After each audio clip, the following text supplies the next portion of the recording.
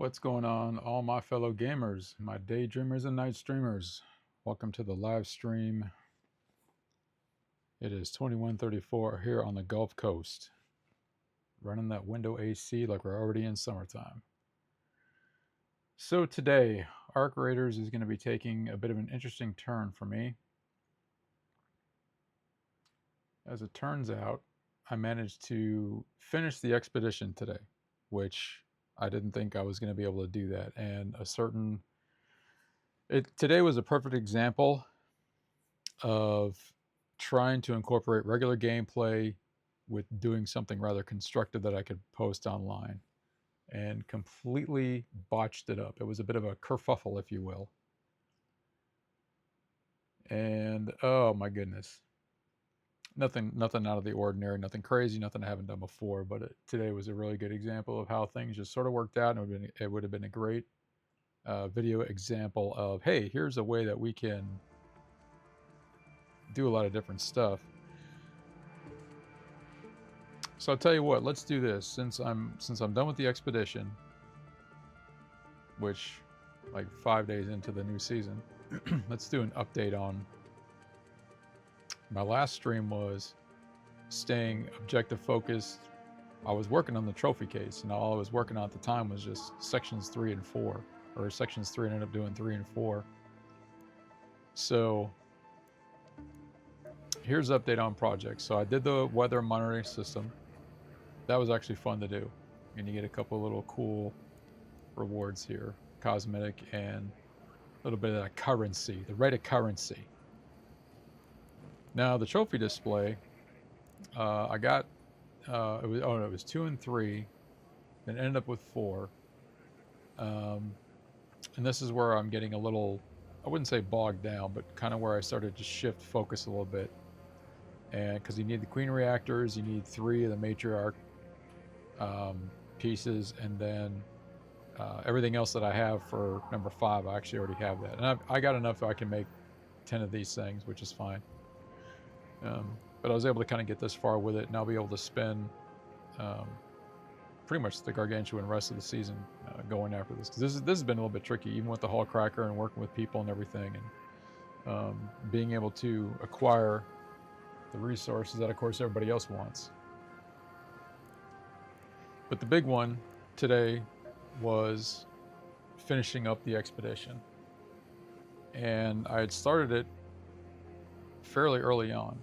And so what ended up happening today was I ended up on it was section 5, where then you have to turn in all the number of resources that equal the value of what they're looking for, right? So let's say your provisions, which is 150,000, your armaments, which is 250,000, and there were 2 more. So I have provisions and armaments to finish up today. So what I was going to do was just record the gameplay just to see how it worked out. No audio commentary, no nothing, just straight gameplay, which is thankfully easy enough to do now. Just fire up OBS, fire up the game, hit record, and you're good to go.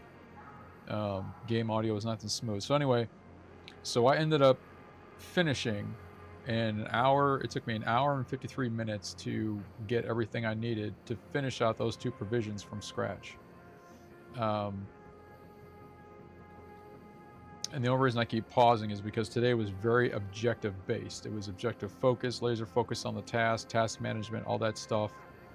And so when I got done recording, I thought, this is going to be the perfect video to put on YouTube, chapter marker everything, all my trips topside, what I did, why I did it, in the description box, to kind of give everybody else, you as players, since I'm not a tier level player and I'm not streaming 10 hours a day and I'm already done with this thing, how to stay focused on the task at hand, basically, when you're collecting resources for doing expedition stuff.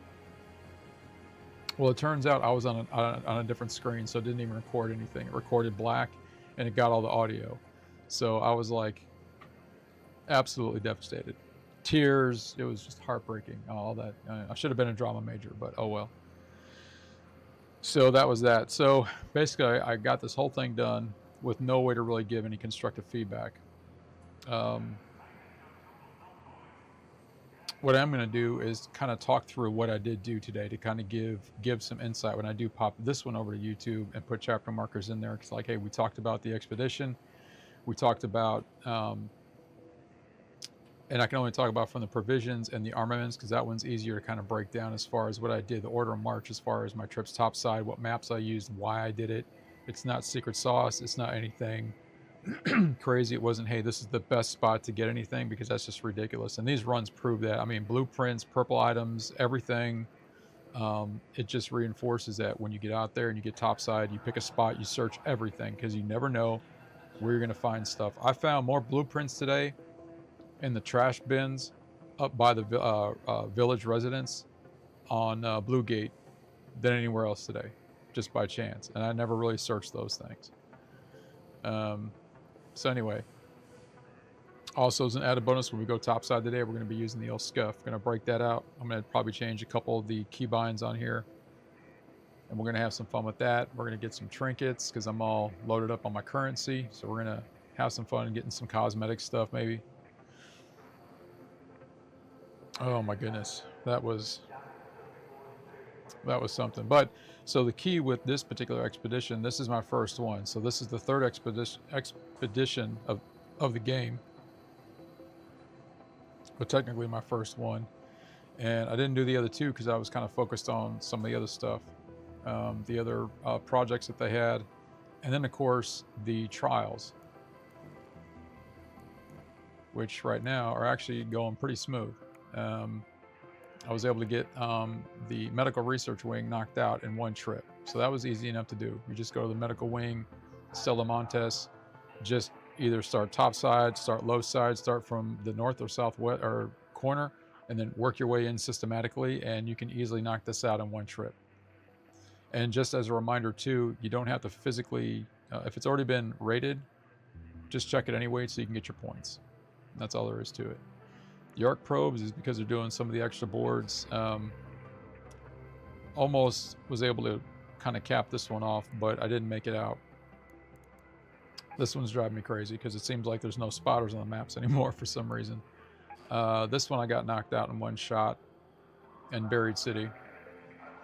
And then the Leapers has been challenging in its own right just because of the fact that it's kind of running the same problem. Like, Leapers don't seem to be as frequent on the maps as they used to. And I would either go to Dam Battlegrounds or I would go to Blue Gate, because Blue Gate, you can go southwest of the maintenance hangar and there's usually one there by the housing, and then you can go up where the arc like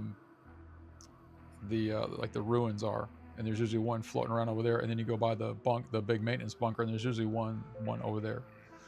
But anyway, you know, actually getting things pretty squared away for 4 days out. I'm gonna keep kind of hashing away at it a little bit, see if we can put a few more points on the board. So, but everybody's playing catch up too. I just kind of want to hit this mark for this go around. All right, let's talk a little bit on the strategy of what I did as far as the map.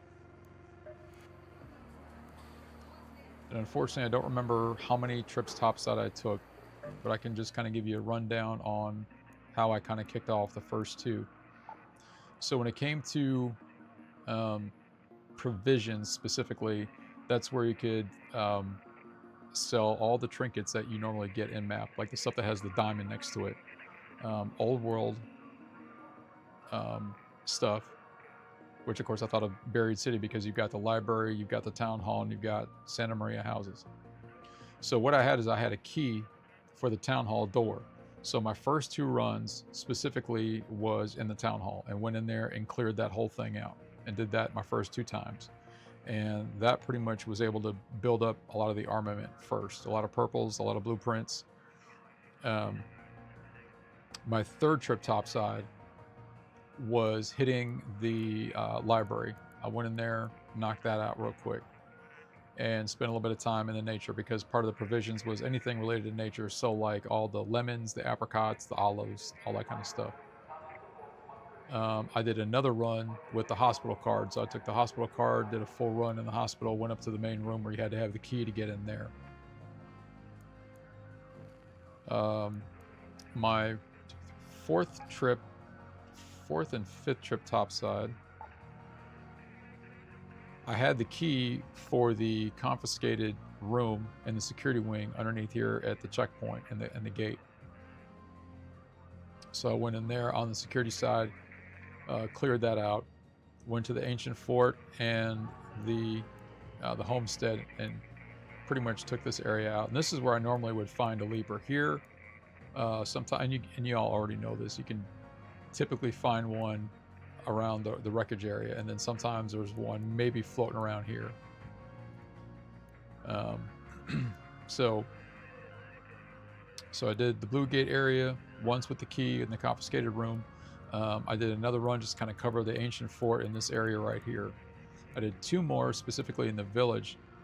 This is where I've had some pretty good success finding humidifiers, which you needed for, I think it was section 4 or lot 4, loop 4, whatever they call that, for the expedition. And so pretty much the village I'm really comfortable with, because that's where I go for like the trinkets or whatever else you might need. And I started at the northwest end and just work my way up, because you know there's those 3 main sections, and in between that there's the big green trash bins. There's that center area. There's the village, the door where you need the key to get access to get in that spot. So I did 2 of these runs, a couple purples like the purple cassette, the snow globe, and then oddly enough some blueprints in the trash bin, and then of course humidifiers from previously. So that covered about another 1, 2, 3, another 4 runs topside doing that. And then I did another one in Dam Battlegrounds. And that pretty much throughout that tenure, I was able to grab what I needed and capped out and finished out the expedition. But it would have been a good example of there's no one secret spot. It's, utilizing the keys for getting access to the things that you might need, and then searching everywhere, not getting schwacked out by another player. I did get taken out by a team in the first run before I started recording. I was actually in, I'll show you where I was at here. I went to Buried City, and I got sniped by 2 players right in this area right here, which was the weirdest thing. I couldn't figure out what was going on. I got stuck. They had the extra probes were on the map, so I was actually trying to do a little bit more on the probes, just to grab more resources, because that's the nice thing about doing resource stuff, is when you start using everything up, you have all your stash pockets. So there's that little, for lack of a better word, that little magazine stand building, and so I had a bastion, a wasp, a hornet, and a flamer, and I'm negotiating all these simultaneously. And then there was a sniper here that was actually driving me this way, and then another sniper on the upper building, I think it was back here, and was actually picking me off and got me right before I was able to get to the station there, which I thought was interesting. So it was like your classic L-shaped ambush. Wish I had that recorded. I wrote the name down so I can remember it for next time if I see the individual in there. But it is what it is. Now, the cool thing about it is it's not complaining about what's happened, because that's the game. I mean, that's the potential, the unpredictability of what might happen when you go topside. The interesting thing that we could all do, and I'm surprised that nobody's really floated this idea, is start making we'll just call it a to-do list, right? Start keeping track, because when somebody takes you out, their name pops up and it says you've been knocked out by such and such. And if you have it recorded, say, hey, just a note for all the raiders out there who go topside and trying to do their own thing, keep an eye out for these names.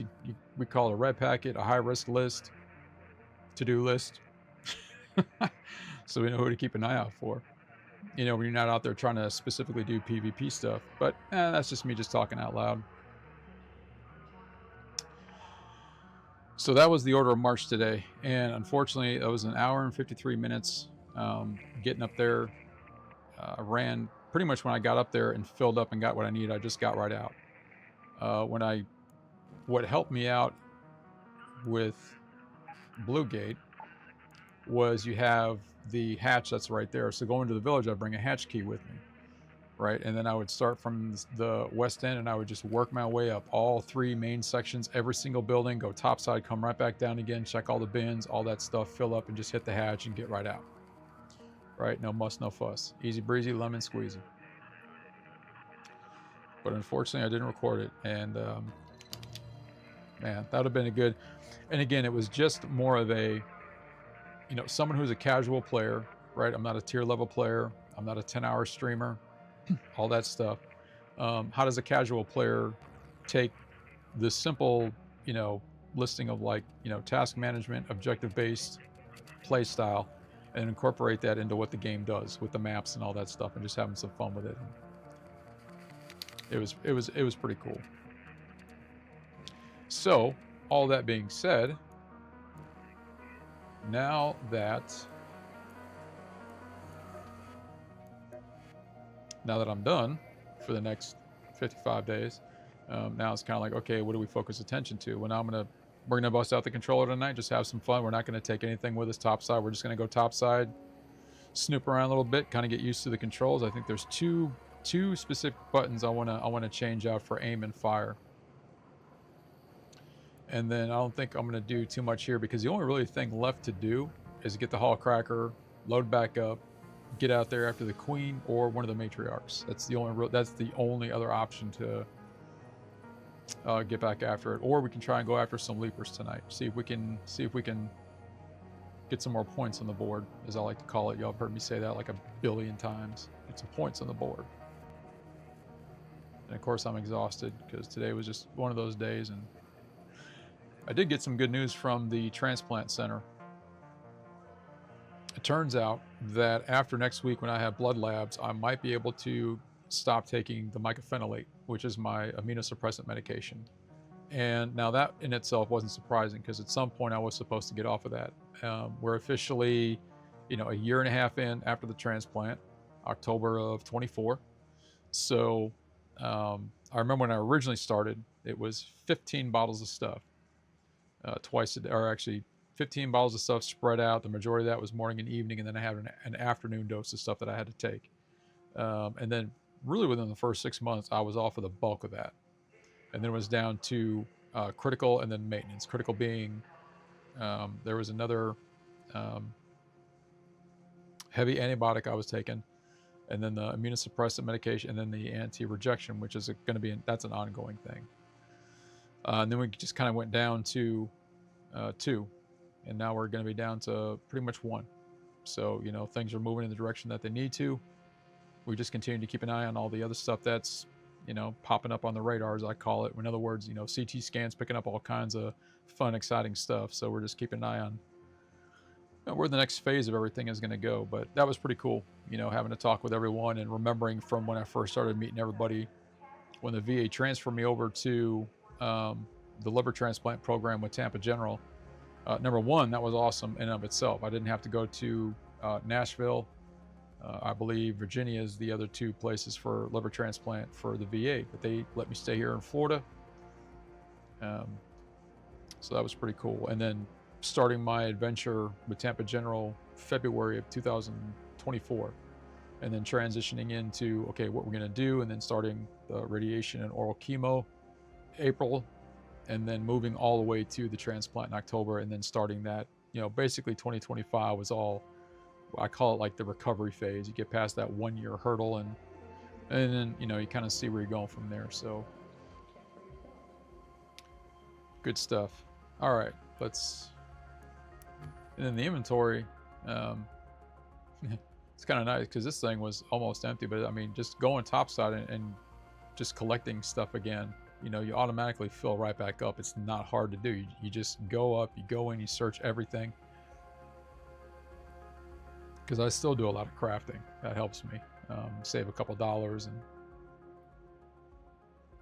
all that good stuff. And I had, the only reason why it would have been nice to record everything is just to see how many I had.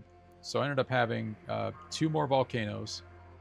I had another Hall Cracker. I had 4 anvils. I had 2 ospreys. I had 3 other pharaohs. I got a, and then a bunch of the other regular stuff. what's that full auto thing that, yeah, I had 2 of those, the Bobcats. Now, the Bobcat specifically, I pulled out of the town hall with the town hall key, going in there and getting that. So wherever anybody else has had success getting the Bobcat, that just happened to be where I was able to get 2 of them. And then all the excess blueprints that I got, I just ended up selling because it was considered old world stuff for provisions, and they're $5 a pop. So when you have like 6, 7, you know, blueprints, I had a bunch of I had at least 8 wolf packs. Yeah, it was quite the time. And I know some people are already done too with this current expedition that they got going on. So, and another reason why, for me, let's talk the skill tree, right? So the skill tree. This is what I've done with my skill tree the entire time this game has been out. So as you can see, I've done next to nothing with it. I even forget there's even a thing here. The only reason why I keep reminding myself that there even is a skill tree, for the simple fact that this thing keeps turning, and up here on your icon, it's the same thing when you bring it up. All right, so that's the only reason why I even know. I haven't really used this for anything. So if you want to talk about the ultimate skill tree, here you go. Did the expedition with really nothing, but playing the whole game this whole time without spending copious amounts of hours and making 50 videos on the best skill tree and all that craziness. I mean, I don't even, haven't used any of the survival stuff, which this would have been, the security breach one wouldn't have made sense because that would come in handy a few times. But clearly all the other ones, it's the only one that was really kind of focused. Yeah, breaching doors and containers take less time. That was really my only thing. So there you go. There, that covers my skill tree. So we can all put that on the internet now and be like, there you go. Here's the ultimate build. Just don't even use it. Why bother? I'm kidding. I know it comes in handy when everybody's trying to strategize skill tree usage. I remember that was so remember when the game first came out? First 2 weeks, that's all anybody was talking about was the skill tree. Right, the skill tree build out. What are you using yours for? And of course, this all comes in handy for everybody doing the John Woo Hondo combat roll everybody's doing for PvP now. Like, that's the new tactic. You got to do a double row slide and into, I'm like, okay, but you're just turning yourself into a blob of mass to engage, so it's not not really doing yourself any favors. But hey, you know what? One person's TTP is another person's crosshairs. What else we got going on? Oh yeah, I got to spend some of these. Oh, let's see here.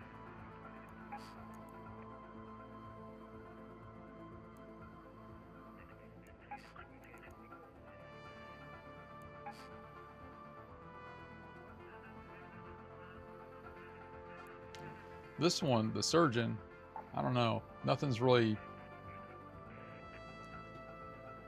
grabbing my interest. I mean, I'll probably, grab. That would make sense. And this would make sense. Well, not really. I don't use that much, but cosmetic stuff I like.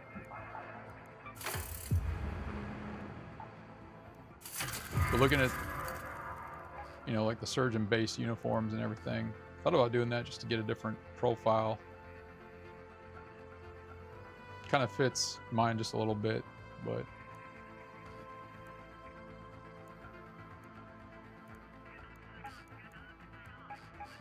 it's the main thing, yeah. That I wouldn't bother to get. Maybe something for Scrappy or just more of the Creds just for having tokens. I don't even know what I'm building these up for. I haven't even really looked at the store either. Gone through the store and checked anything out, so.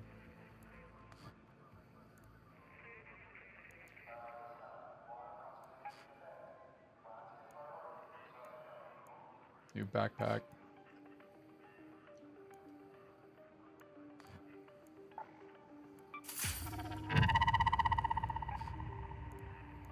How much more? Spend 30 more.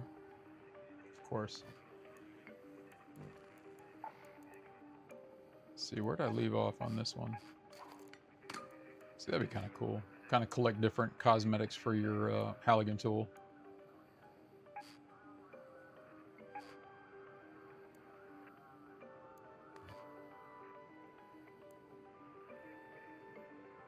I'll figure something out.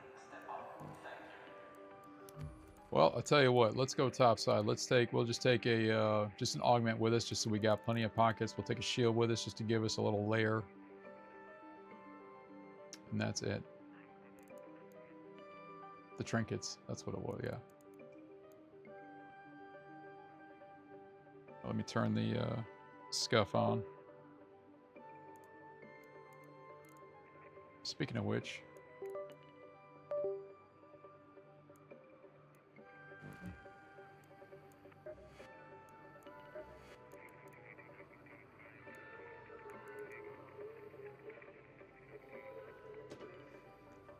so that's ping items.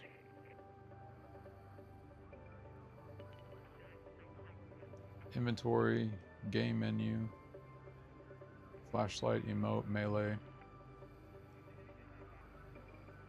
swap, equip, jump, interact. Yeah, it's pretty much, I don't really need any extra. I can't, well, at least I can't think of anything. I would use my G1 through G5, the P1 through P4, and then the two side buttons. The only thing I would switch is the RB and LT. So instead of having travel on the actual trigger, I have sort of like an instant hit. Kind of like when I'm working firearms in a range.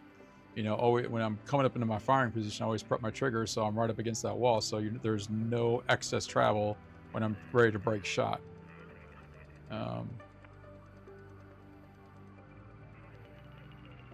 Because as I say, how much time do you have in a gunfight? Well, my response to that when I have my training classes is, well, you have the rest of your life.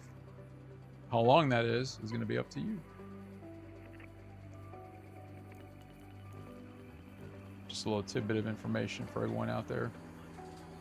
All right, let's see what we can do here.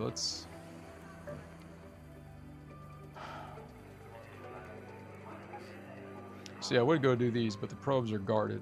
And it took me, that threw me off too, was getting up to the probes, and all of a sudden, as soon as my Halligan hits it, all of a sudden, poof, a couple flamers come down. I'm like, oh my goodness, dude, that's crazy. So I'd have to take the hull breacher up, or hull cracker up there. Let's do Blue Gate.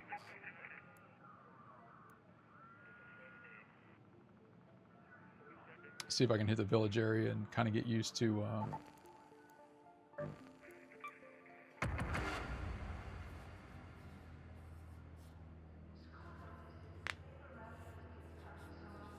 So because of the nerve damage in my left arm, I got that weird numbing sensation that comes all the way down here, which is just, after a while, it's just like, that's why I tend to do all this and that, just to kind of get the,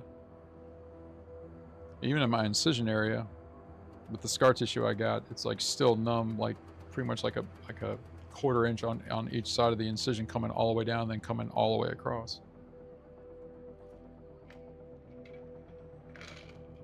Some gnarly staples too.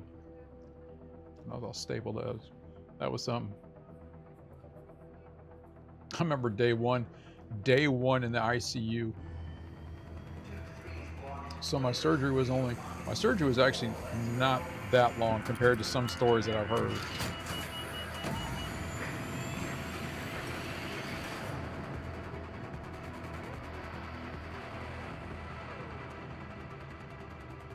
Wait till we get topside here so I'm not competing over the music and all that stuff.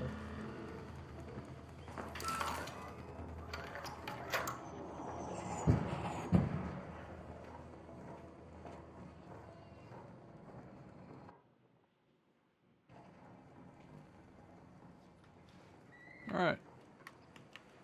Look at that. Oh, it even tells you.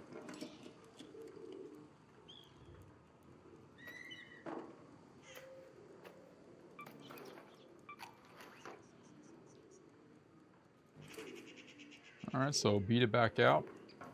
I hear that clicking sound, so I know that thing is around here, a Raider cache. Always check the Raider caches. Always, always, always check the caches.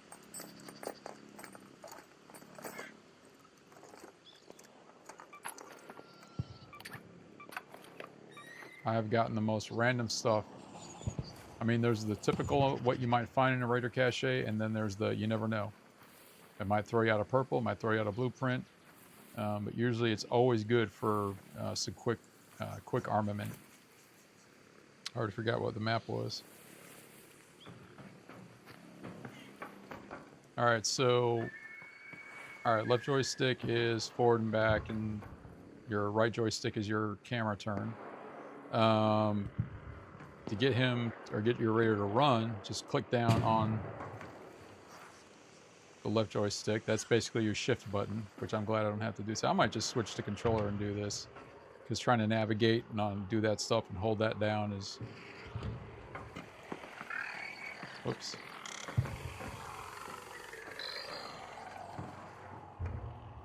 All right, let's see what we got here. Flashlight.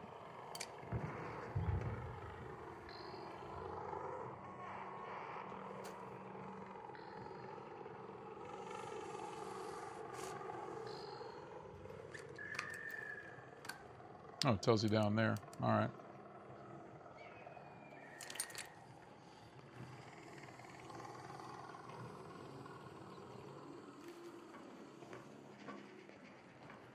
See, when this was released for PS5, I think one of the hurdles that everyone was talking about was, again, getting used to trying to control it. But this is pretty organic. I might be thinking of a different game, because this is just,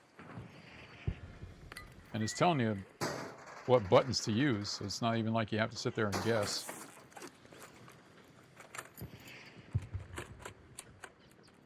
So typically when I have my cursor, I keep it below what I'm looking at, and then just,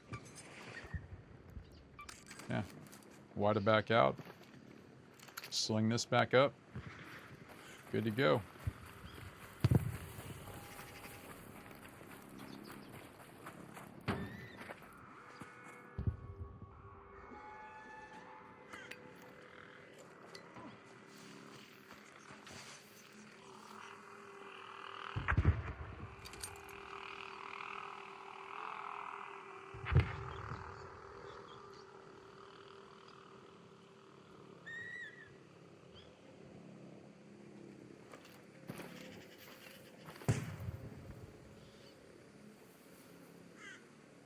So my B button was my crouch. And then of course, A is jump. Okay, clicking on right joystick gets you side to side. See? Side to side. Smooth as butter.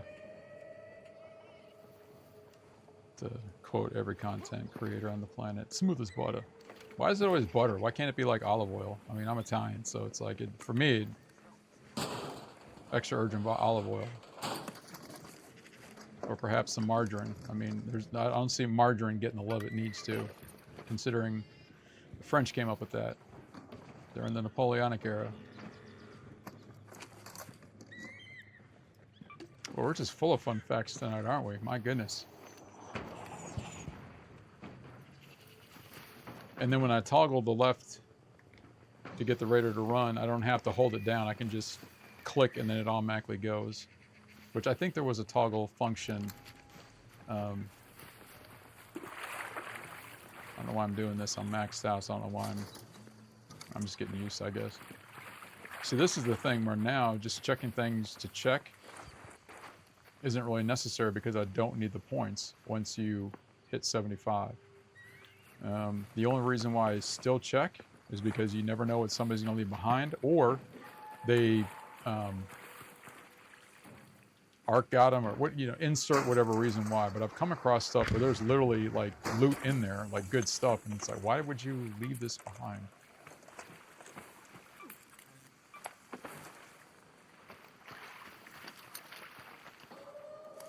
Okay, that's okay, so that's inventory. That's settings.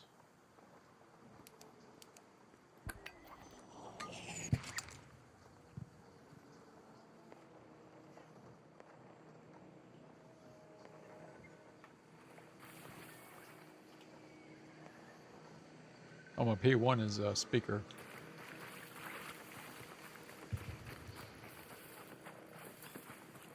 That's right, I didn't switch my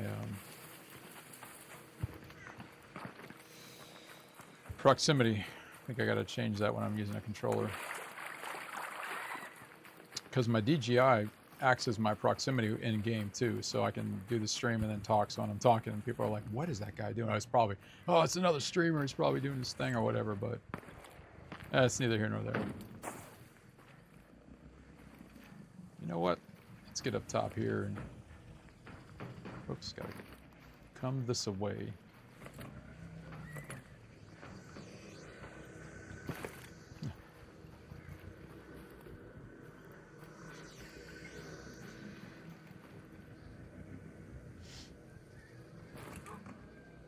Man, I don't know why I didn't start doing this with controllers sooner.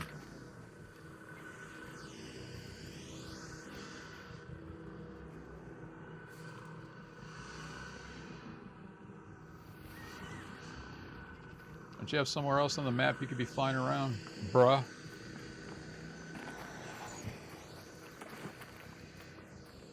Alright, let him get some distance before I start tackling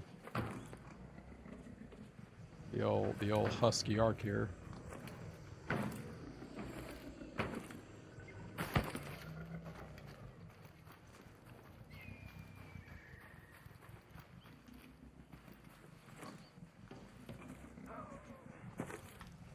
Crying out loud. Who's the noob? Done this a million times. There we go.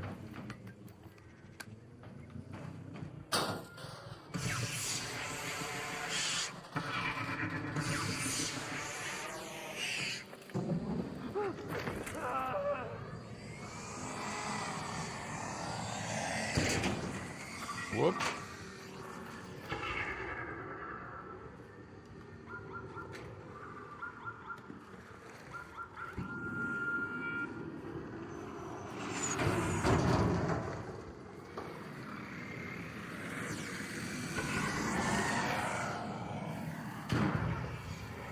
Somebody's taking them on.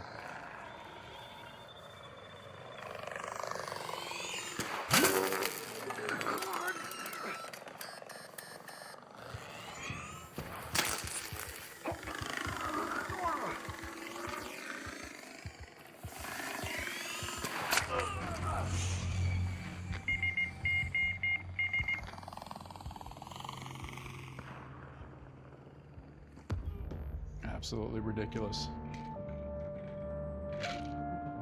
Because of some spotter.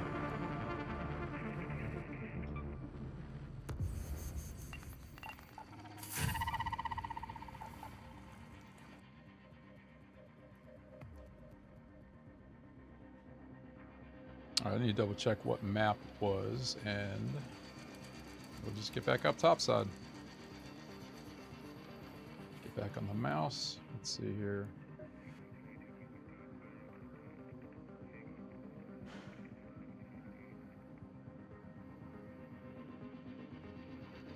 Oh, hold. That's what it was. Okay.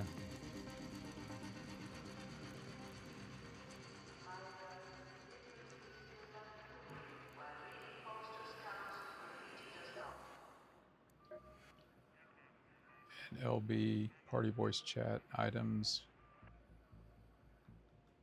Oh, let me go down to audio. Let me see what changed here. Voice chat output device.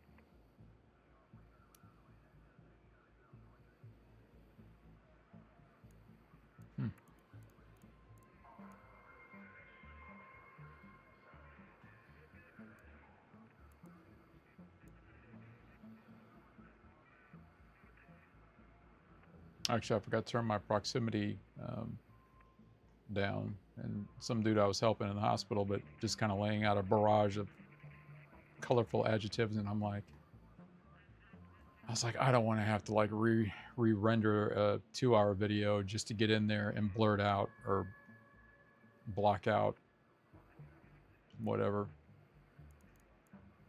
I mean, yeah, you can say whatever you want. That's fine. I like to run a bit of a clean channel, so there's not like this it's just nonstop sewage from beginning to end. It's just like good grief. Now, yes, when I was overseas in a firefight, completely different story. Outside of anything that had to do specifically with the engagement and distance, direction, description, closing distance, all that stuff. All right, I think we'll be all right either way. And if not, we know what buttons we can... Actually, let me get back to... let me use my... Because the microphone on my end zone buds actually works. I don't use it for the stream, but it does. Output.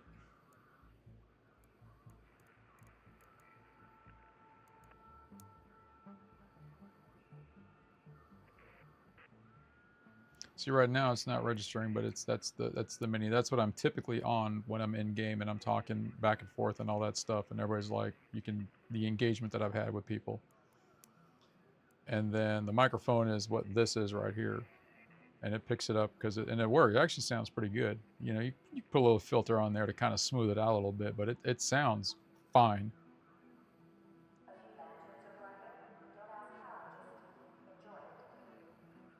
Let's see what happens. All right, let's do this. Let's go ahead and get another augment because I do like the extra space. So I'm gonna see if I can do all that. Yeesh.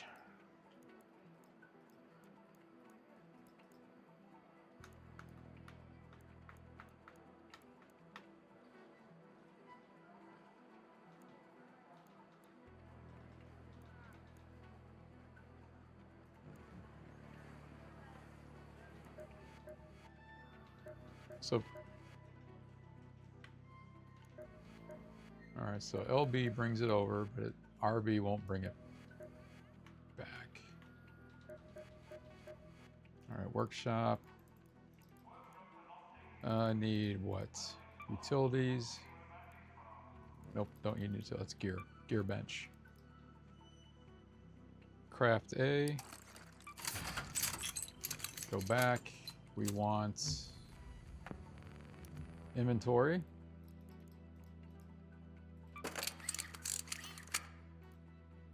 Throw a shield in there. And just for the sake of it, should we put a recharge in there as well? Why not? This way if we lose stuff, it's easy enough to recoup that. I'm just, again, trying to... Well, you know what? Let's load up. Since the controller actually has some pretty decent functionality, we'll use this for like in case something happens. Because when we hit the village, we know we've got the fireballs and we've got the other ones. I always forget their name, but the ones that like roll up and self-detonate on you. Not those big, the cosmic or whatever those things are now. Those things can bite you in the old fourth point of contact if you're not careful. All right, we got... Man, I don't know why I wasn't using controller this whole time, man. What do you think? Should we bring a defib in there in case we come across someone? Yeah, I wonder what the... There it is.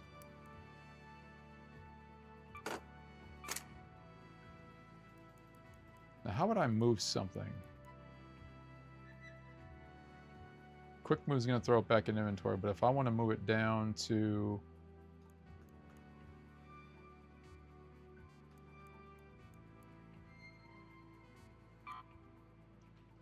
Oh. Duh, move to safe pocket. Okay. That answered that question. Sweet.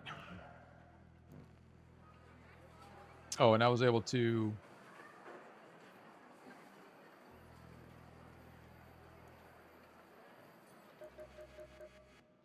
I finished out upgrading everything for the time being, and even got old Scrappy is level 5.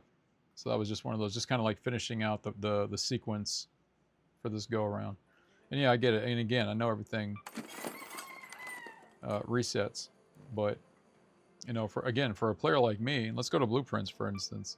I only got 37 blueprints. Now, the last 2 weeks, with the success that I've had, or I should say the progression that I've had with working on the trophy case, and then the satellite thing, I started out with like I think 30. So in the last couple weeks, I've only gotten like an extra 7. All right, so throughout the tenure of the entire game, I haven't been really blueprint heavy as far as getting everything. The only ones I've even used was the Hall Cracker. I didn't get the Anvil blueprint until I think yesterday. So all these months of getting out there and getting after it didn't have the Anvil blueprint. I always had to buy it. And then the only other blueprint that I used specifically, I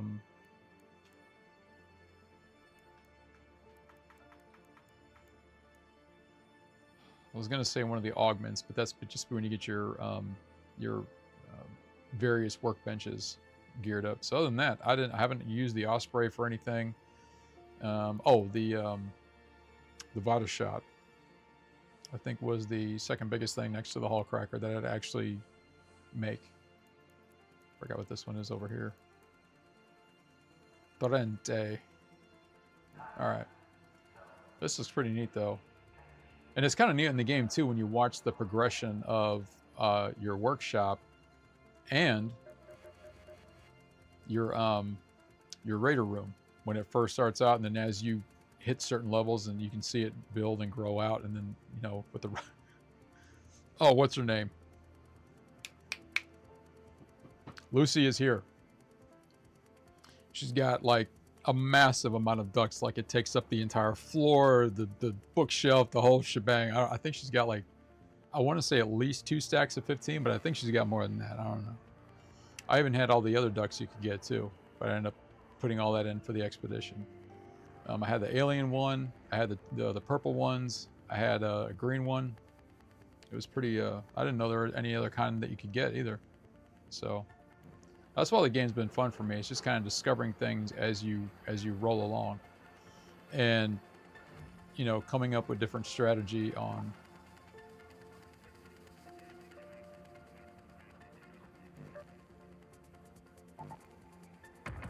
That's easy enough, all with the controller. Okay, but coming up with different strategy on how you would take on certain arc, be it your leaper or bastion, and that's why that one video I had, where I was working trials and trophy display, and it was trials and trophy display objectives, and in parentheses it said exceeded, because I exceeded all the objectives that I was trying to do in that one particular stream. And it was an example of taking on, you know, we did Buried City, Stella Montis, and Dam Battlegrounds. So multiple maps, taking on some of the more robust arcs, like the Leapers, the Bastions, the Rocketeers, the Bombardier, Monarch. Oh, we're here. Oh, wow. Let me hold this down. There we go. All right, so typically here's where I start with the map. And ironically enough, and I'm only going to say this just because, I have found a humidifier. This is the one spot where I for some odd reason, there would be one tucked in here. Oh, the other thing that I would do, sorry to cut myself off, but whenever I find a blueprint or I get a purple, I hit the piano. See, my raider is a classic trained pianist, but loves the jazz, so you got to celebrate once in a while. And thank you to Embark for putting this in here. That's awesome.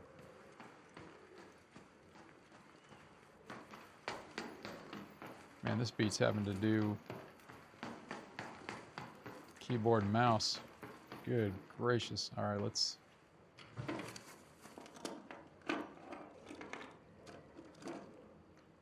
And the village is great for trinkets. So if it's like and again, this just worked for the expedition. So if you're working on the expedition and you come to that final slot, and you need to start racking up resources because it needs to equal X amount of dollars. If you're really looking for just a source of trinkets, then yes, the village is a great spot for that. And it's probably not the only one, but it's the one that I've had the most consistent amount of success with. I don't want the speaker, so I'm not worried about it.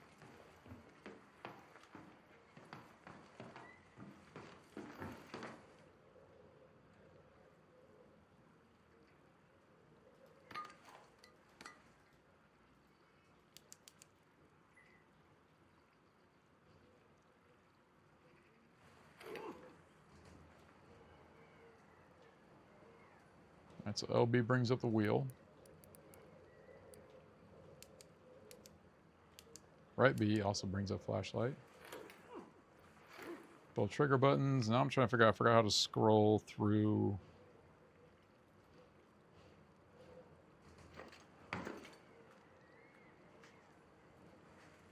Like, what is this noob doing?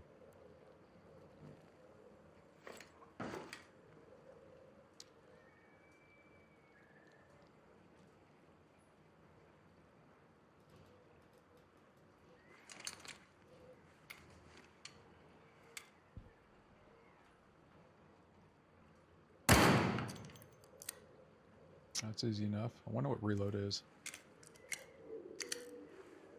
By default, it's the X button, like every reload button out there. All right.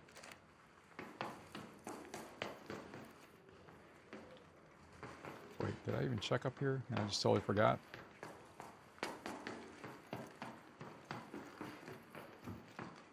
If I only paid attention to what screen I was recording on.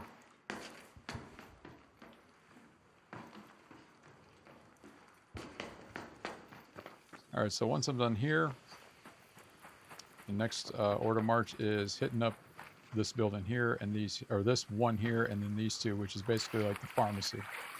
And there's usually an arc here that spawns right here. Get this guy, just check out, see what he's got going on.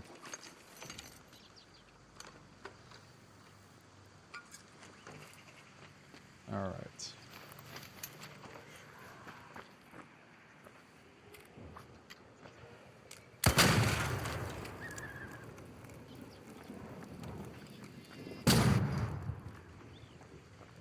And that's why we're going to bring a weapon system with us. Whoa. That's right, boy.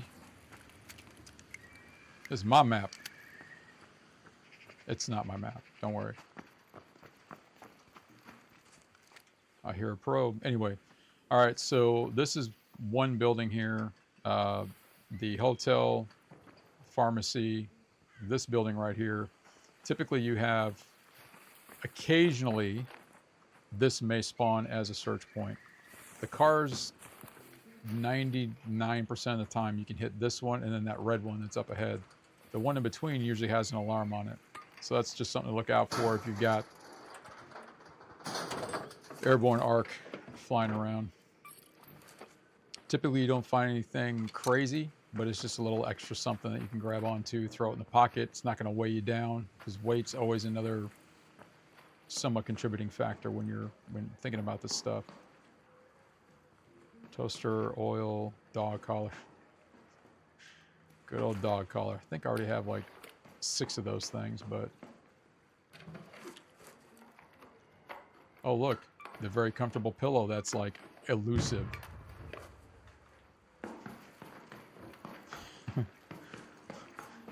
Oh man, it's gonna be fun leveling up Scrappy again, looking for some olives.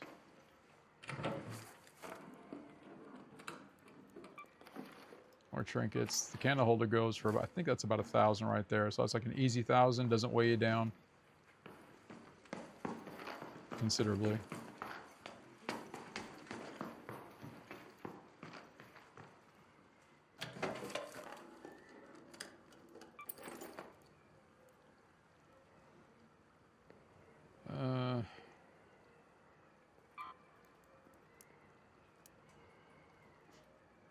Let's try that again.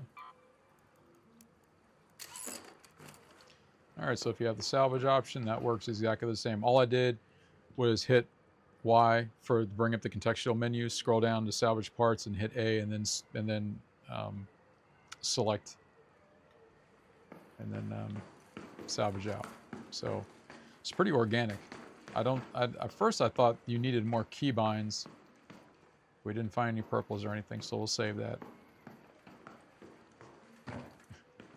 Or blueprints, but that's all right. Oh no, we found the comfy pillow. We're gonna celebrate. We found a comfy pillow that we don't need now, of course.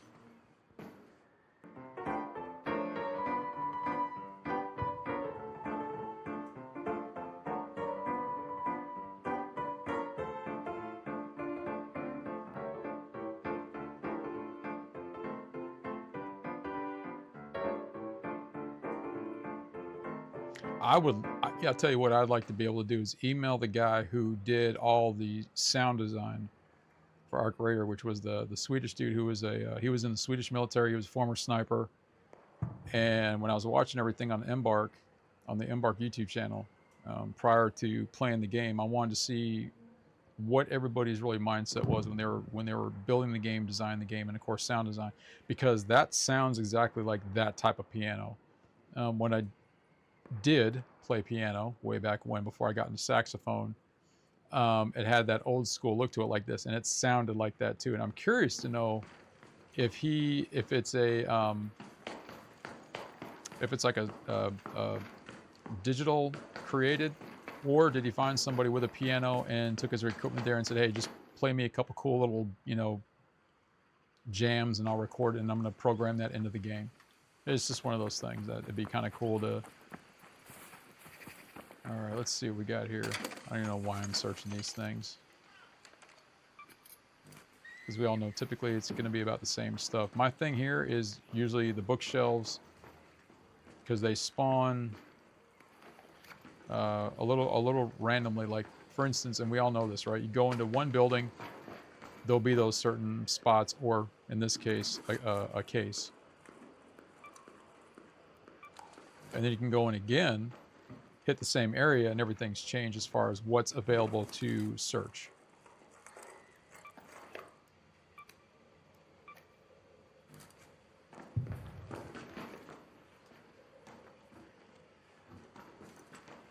Like sometimes this bookshelf, there'll be something, it's probably not this building, but,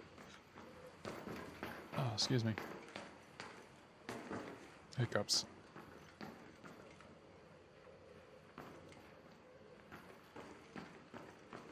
There we go. Yeah, these hotel usually has the 2 cases, so there'll be a case right behind me by the door.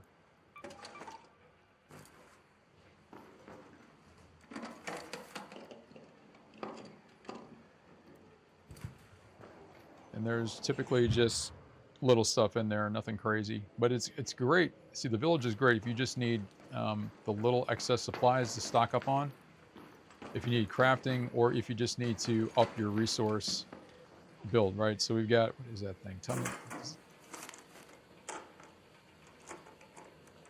The poppers, that's what they're called. Like, all right, because you've got, and there's more up by the other buildings too. So you've got the fireballs, you got the poppers, so we all know what they pretty much contain. We've already, garnered, X amount of stuff just rolling through here. Most of it we're going to sell. So if you need some quick cash, some quick credits or whatever. So now we're going to cut across here. I could go up this way because there's, yeah, the car with the alarm on it. Sometimes you're able to salvage these things a little bit. So you can go to one right to the other, or it's usually just one. And if it is, it's going to be the left-hand side. Typically, that's what I've kind of run into. Come around the corner here. Sometimes this will be a spawn. And then here is the doorway that you need the Blue Gate Village key for. You get access in here, and there's, I would say, a good concentrated amount of resource loot. Typically over here, you've got the fertilizer, which usually sells for a pretty decent amount too. So if you come across that,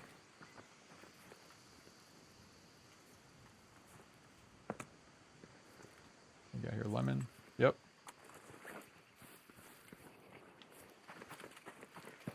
All right, we need to hit the other building because I forgot to do that.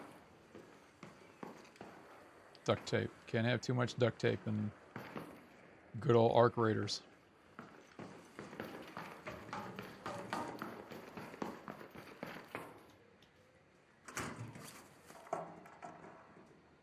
So up here in the pharmacy side next to the hotel, this is always something you can search, this little box right here. I haven't been up here yet where there hasn't been a time where you can't search this.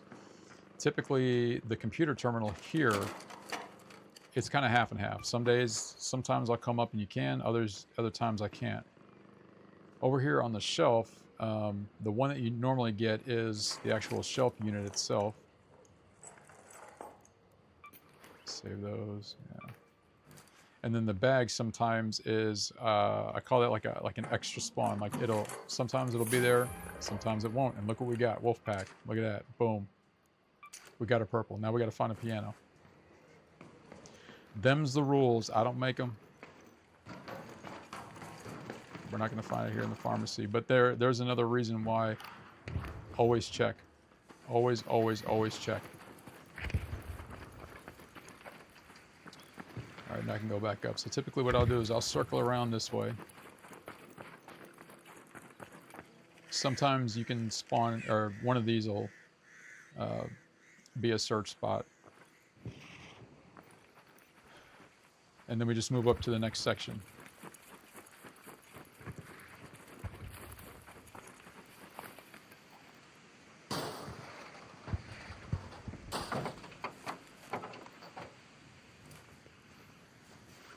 Now, because Scrappy has a pretty decent amount of stuff that he collects for you, I don't get crazy with stuff that I can either salvage into chemicals or, you know, and that's really up to you, right? Your particular game style, you know what you want to get and why. Especially, you know, kind of this stage in the game where we've gone through.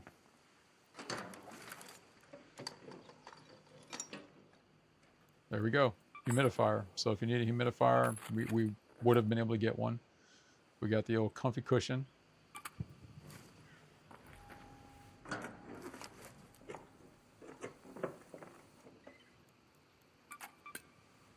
think the vase goes for, I forgot how much that goes for. Let's go ahead and drop that, and we'll do that. I think for the time being, I'm just going to kind of build up the bank a little bit. Oh, there we go. This is for the purple.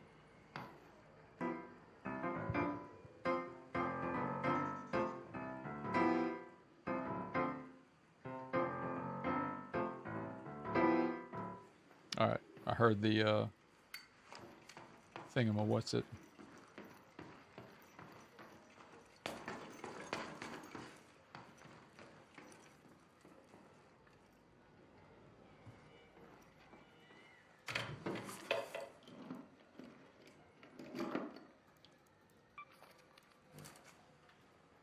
The pennies don't typically go for much, but if you get 3 of them, I think you get a couple grand for that. Oh, that's always a good one. Is the teaspoon set. I hear one of those cachets too. I don't know if anybody else can hear it, but I can.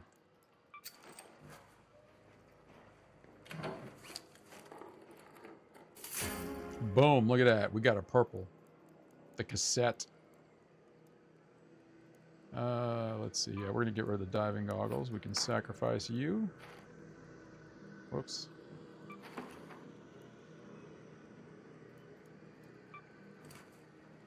Look at that. Look at that.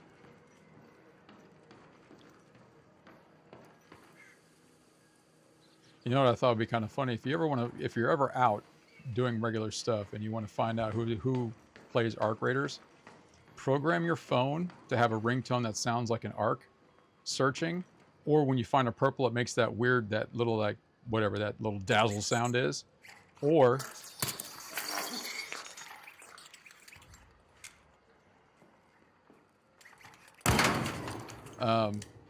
make it sound like you're extracting out as like either a ringtone or a random tone, and then play that in a crowd of people and see who has a reaction to it. You'd be like, oh, you must play Arc Raiders.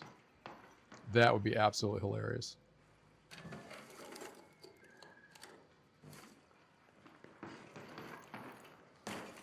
Especially that little dazzle sound every time you get a purple. That would be hilarious because everybody would be like looking up or...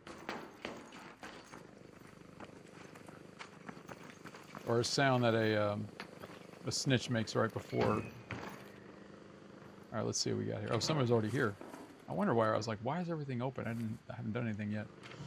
So this is a good example of, so somebody already came in and rated this and searched it, and then they left this, and they left the coffee pot, which goes for about $1,000.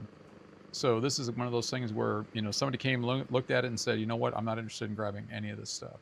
So it's always going to be a player's choice. But it kind of makes you wonder, you know, what specifically some people may be looking for where they just pass up on, you know, what's available.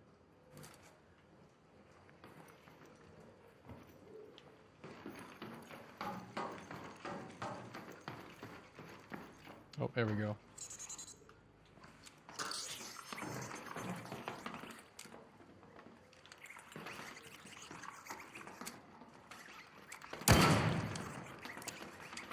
Hold still. There we go. I hit it when they move around. They're hard to hit. It's like, come on. All right, here we go. Celebrating.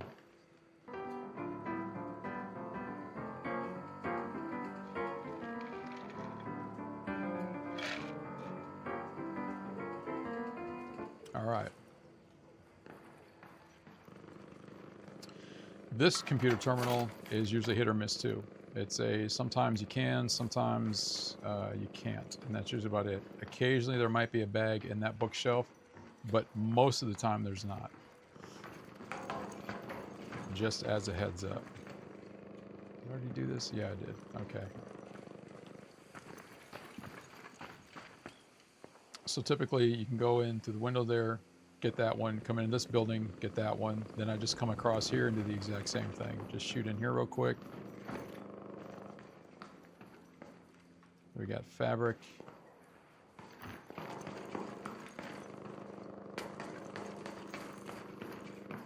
All right, so somebody was here. So they pretty much probably took these initial buildings on spawn. So here we go. Another case. Oh, what key do we got? Oh, the company building in Buried City. Let's do this. I've got plenty of that. So we're going to grab that. Let's get rid of...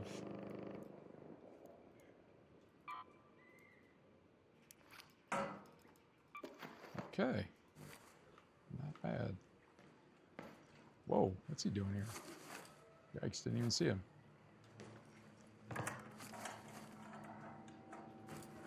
Rope and duct tape.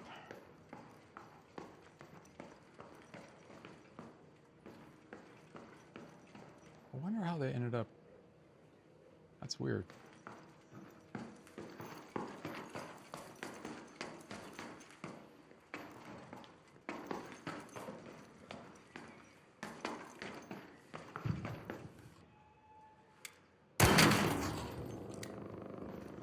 And let's see what we got up here. Nothing. Now, sometimes you do roll a dud, meaning you can hit a building, you can hit a floor that you've been on 1,000 times, you go up and there's absolutely nothing to even do.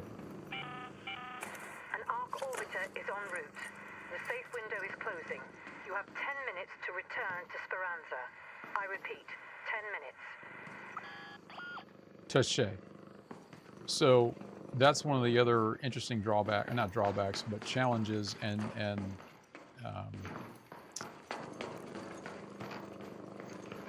I don't know what word I'm looking for. But so you can hit a building, you know, 100 times, you go back in, there may be absolutely nothing to grab. Now when I'm done here with these two buildings, or this building section I should say, then I hit up the third section right up top. Or more like 3.5. So somebody came up here, so what they did is they started here and then worked their way up, or worked their way south. Every time I go uphill, I'm always working my way up, but pretty much came in and went south. And then this one, there's usually always a guaranteed one of these to loot. The dog collar just happens to be there. All right, let's see what we got here.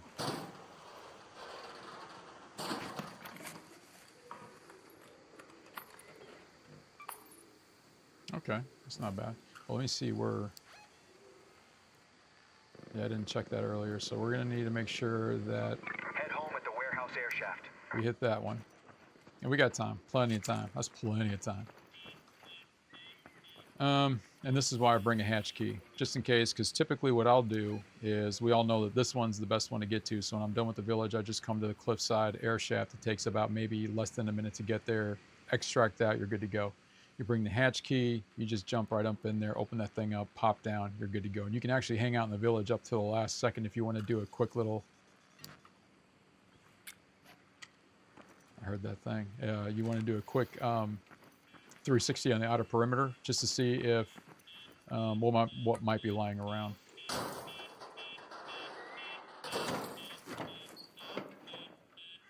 This building here, to my immediate 12 o'clock, I usually don't go in because there's not... This is the one that I always just don't go in for some odd reason. Typically, I've never really found anything there. I look at it like it's a big... It's filling space up, and that's really about it. So I'll clear that one out.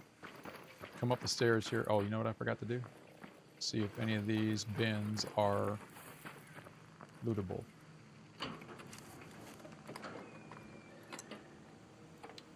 What do we got? Unlock apartment doors and buried sea. That's not a bad one. You know what? I haven't even tried that one yet. Maybe we'll try doing some keys tonight.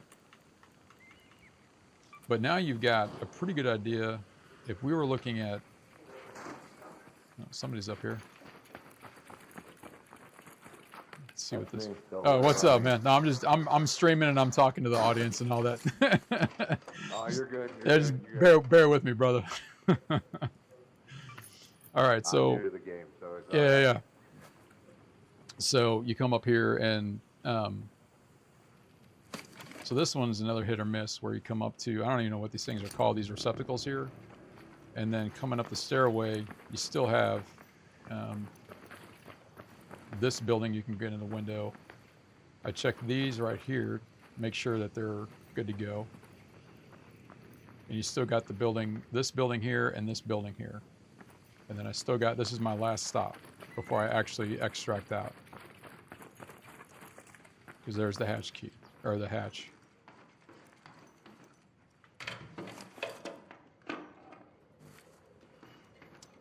Chemicals. You know you're playing the game long enough, you can sort of identify everything just by the way that sheen that it tends to have. And this building here, whether you count it as the first building from the far east side or the last building when you're coming west to east, or the first building coming east to west, is pretty... It can get you started. You know, you got the dresser, you got the downstairs. Sometimes you'll have one of these, they'll spawn something for you as well. And then you still have the third floor.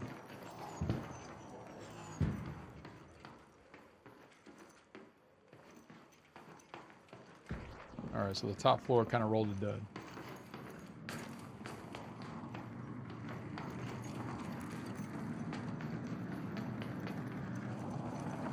And then if I had a hatch key, boom, hit the hatch, jump right in, you're good to go. Or since we're already here, now you can kind of hit a bit of a 360 around the outer perimeter, just to kind of, you know, if you want to hit up some of the vehicles, typically you'll find some other arc that are down there. I gotta check this one, just to see what might be in it. And now we need to get out of here.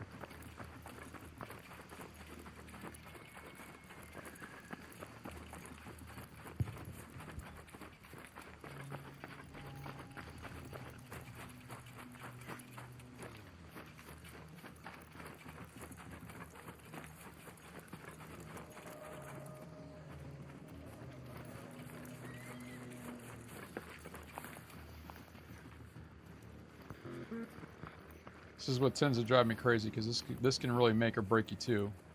It's not so much a time frame. Going 233 across the map, even with 4 minutes to go, is plenty of time. It's getting in the crosshairs of the Hornets, that flamer thing, which is absolutely nuts. And of course, sometimes you'll have a Rocketeer. And when they get their interlocking sectors of fire on you, it's hard to navigate and negotiate around that. Or even find baseline cover concealment.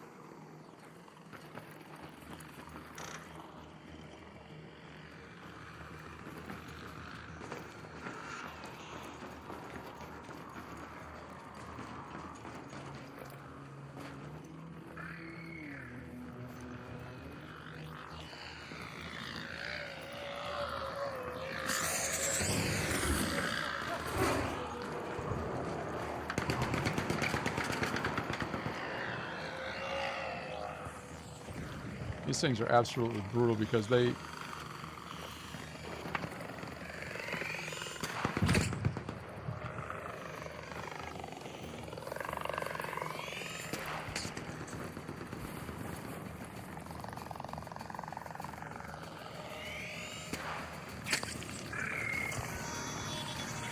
And a Rocketeer. I'm not going to make it. Oh, maybe.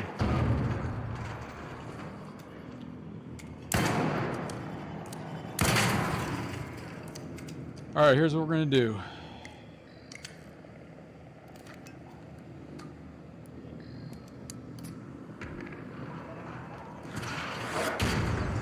I did not see that coming. Get up.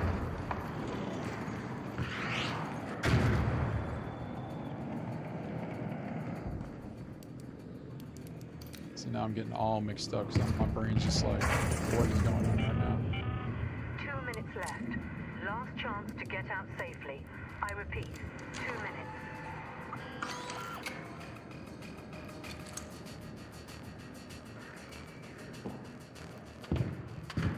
And this is where understanding your controller buttons and everything under stress.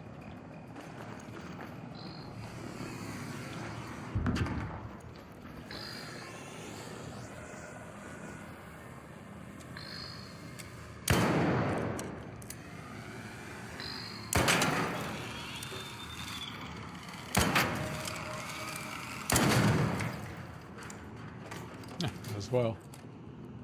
All right.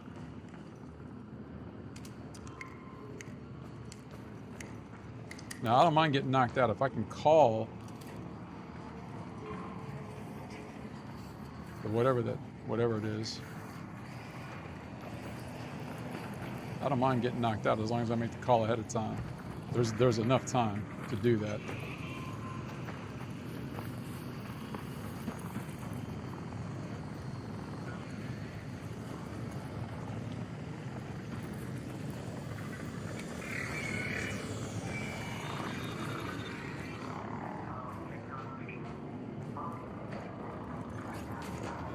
What's up?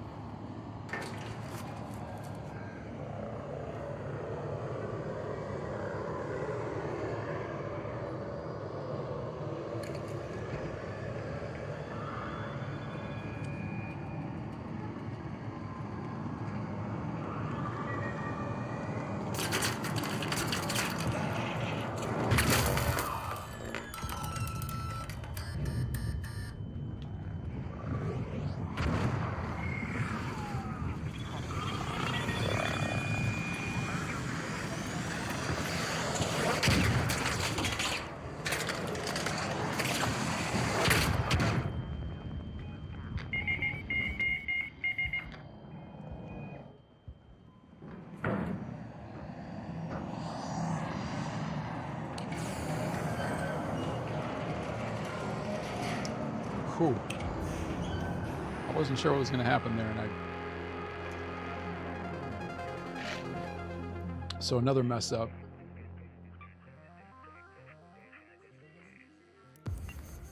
Whoops.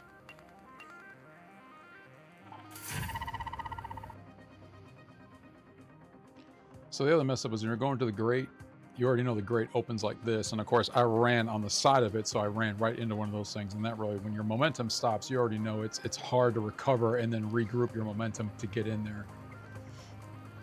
But all right, so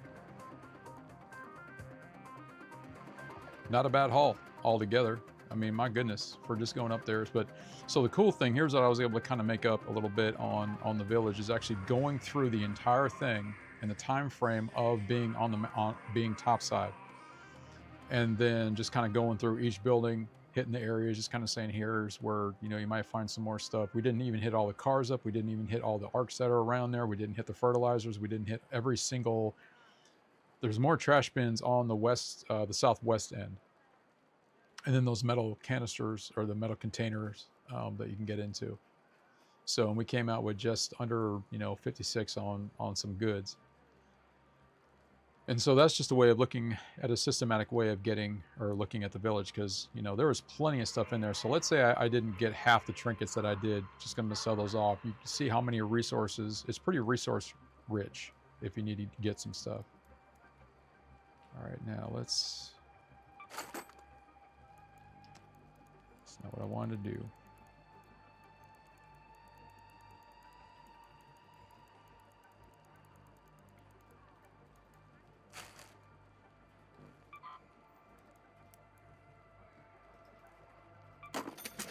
All right.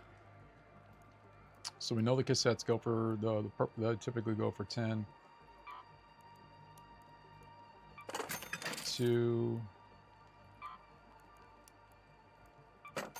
3. So we're already at 15 just for, you know, grabbing. The pottery is kind of cool because that'll actually show up in your room. We'll see if it pops up in there. I wanted to save it for that reason, just to see if sometimes I don't know if this one pops up or not, but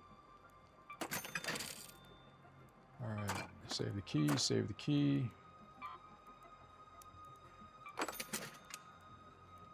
So I got 2 of those. It's a smooth grand though.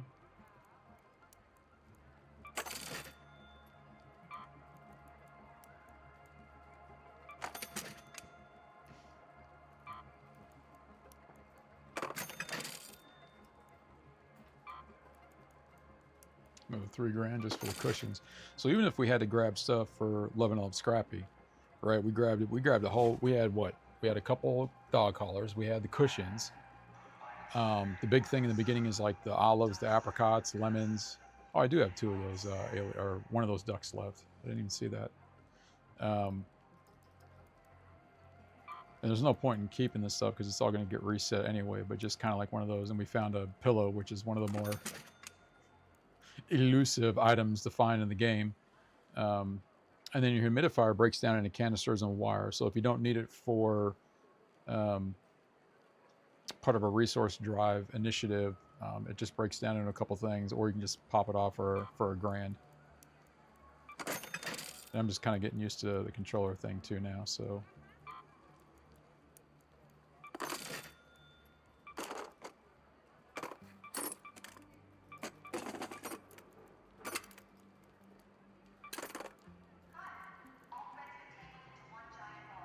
Sell that.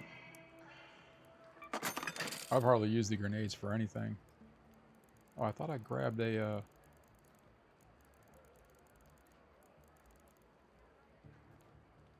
Didn't I get...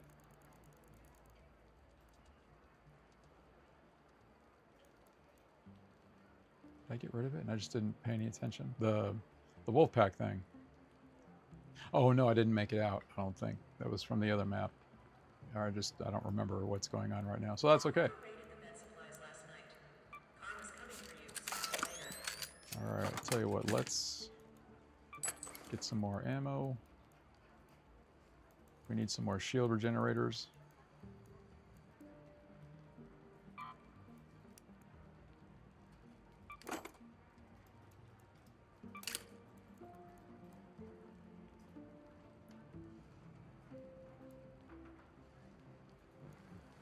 Oh no, I was gonna do grab a key and hit an area. Oh, I need to do questing. That was the other thing. I was gonna knock out a couple of the quests. I gotta go to Spaceport for one of them. So let's do this. Let's inventory. Let's grab a Spaceport key.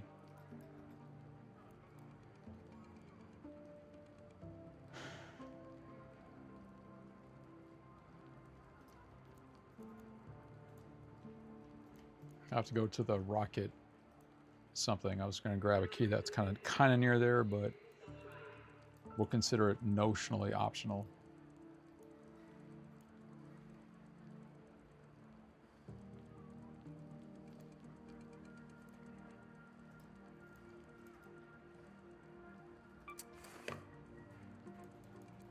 Tell you what.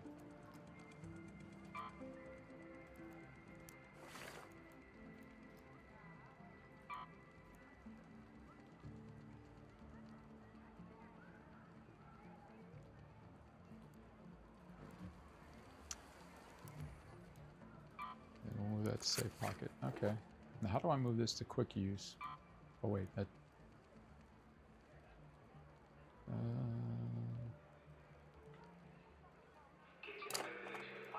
hmm.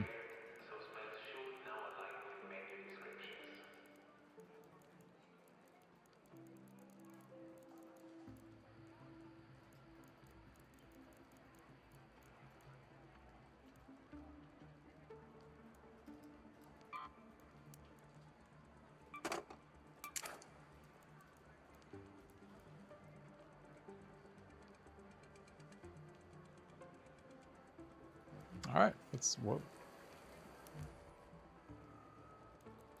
bring a couple more bandages.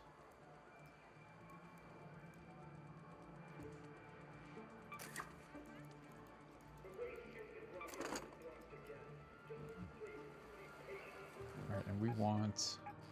Oh, cool! You can just do that through the left pad. Confirm and ready up.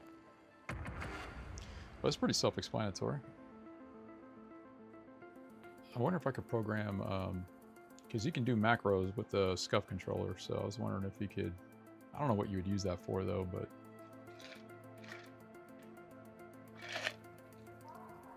Actually, no.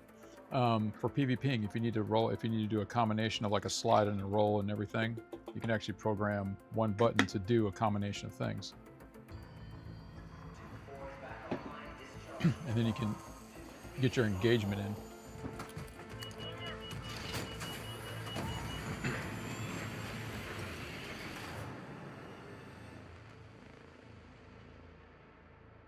Top side with SCUF controller. I think there's, before I went live, there's like 91,000 people viewing our various ARC Raiders tonight.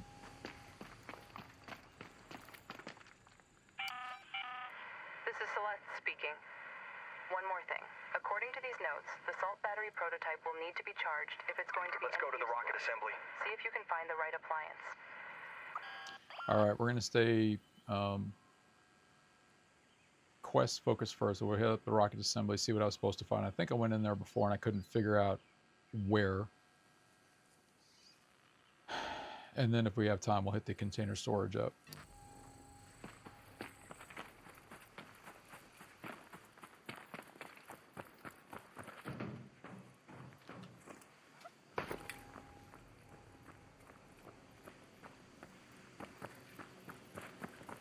Parkour.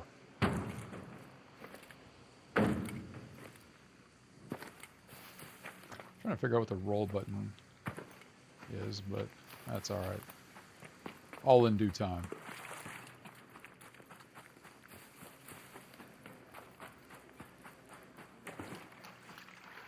I can't believe I didn't pay close enough attention to not having the right screen on.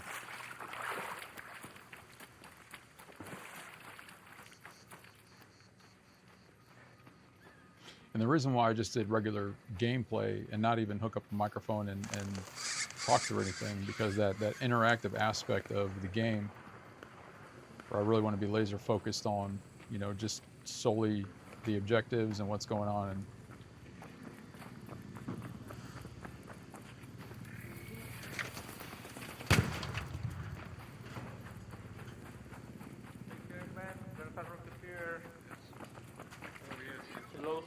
what's up, man? Oh, and going back to putting it on, I think it was on the default for picking up my mic, so it's it reinforces the fact that the microphone works, whether it's the mic mini or it's using my my end zone, so I don't even need like full wraparound headsets.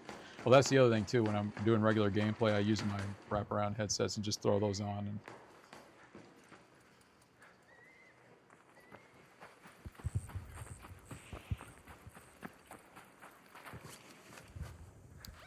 make sure I'm even remotely getting into the building I need to here.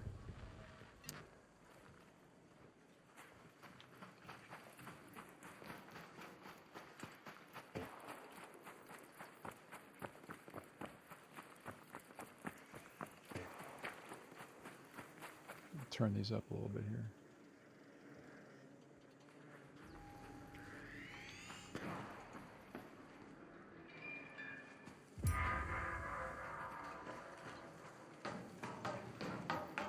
In a high place. Of course. Okay, so that means we probably need to get on the roof.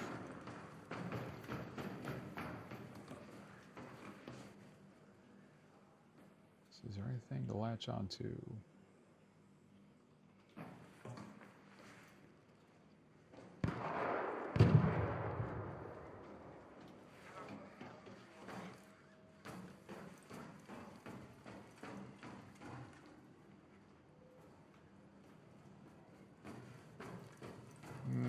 I wonder. I'm taking a big if here. Yep.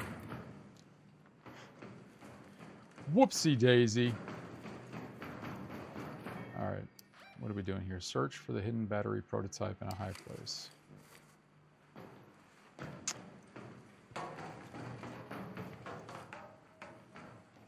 Spring. Well, let's see if we can get up on these rafters.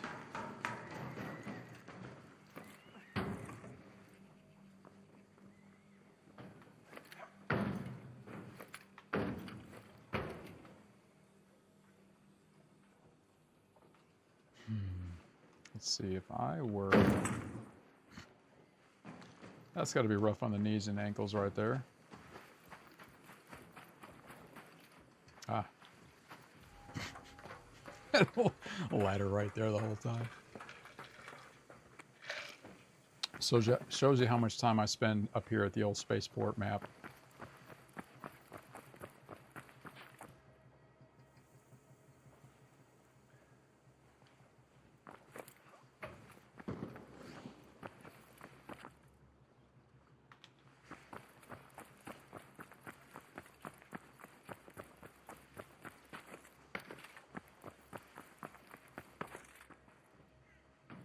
You know, I have a funny feeling that I'm a lot higher than I need to be. Like there's not noise canceling kick in. Makes it all sound weird. Where are we at? Okay, there we go.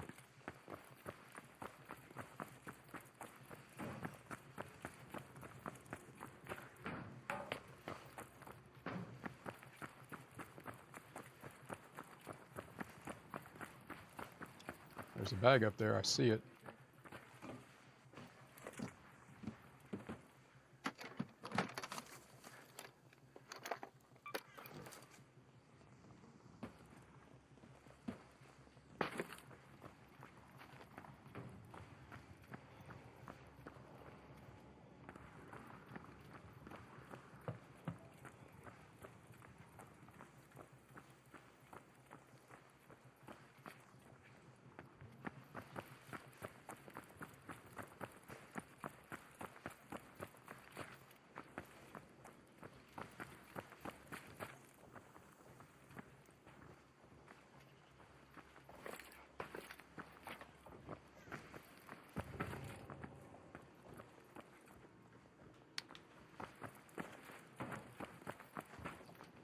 All right,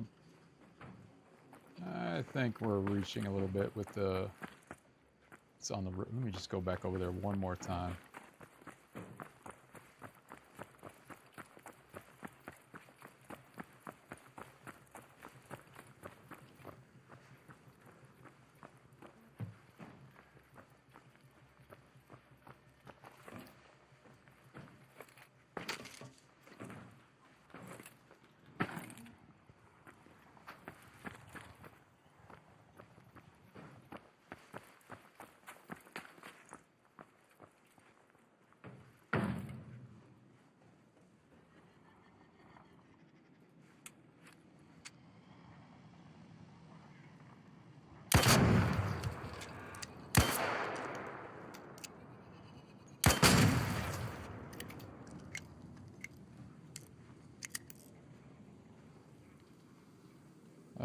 I did not think this through.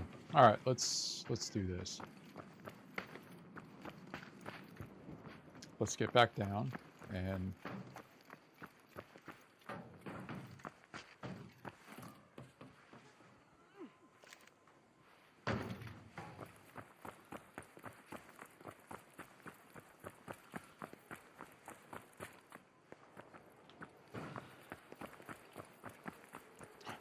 a leaper. Nice. You know what? Maybe I should grab the hull cracker and come in here for... I just need 2, and I know I can...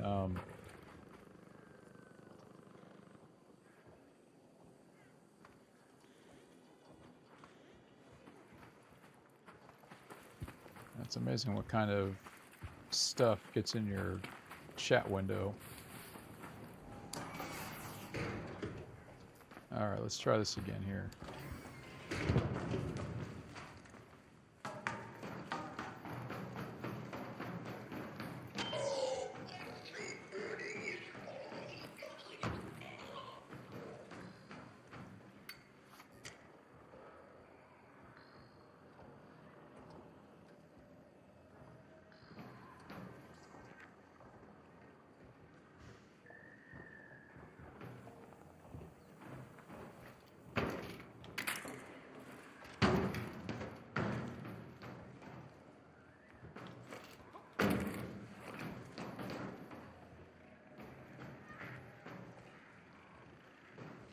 Probably gonna have to look this one up because I'm actually at a bit of a loss.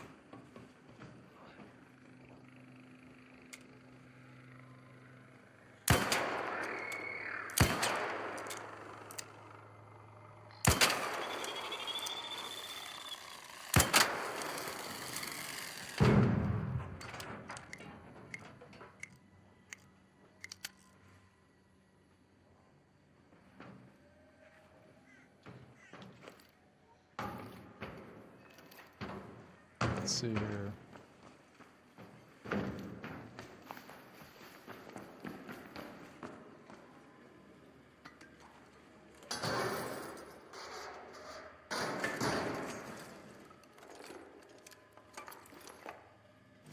I wonder if this has an office building to it or somewhere.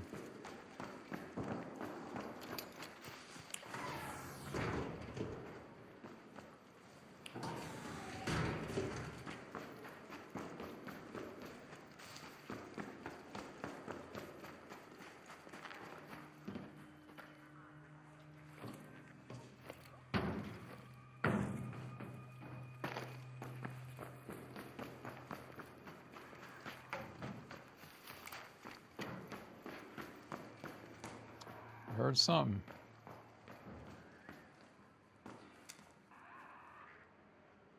Oh,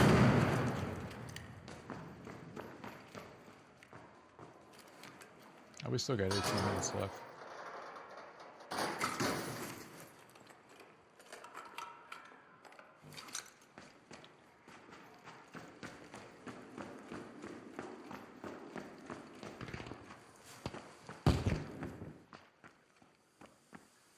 Did all that gobbledygork.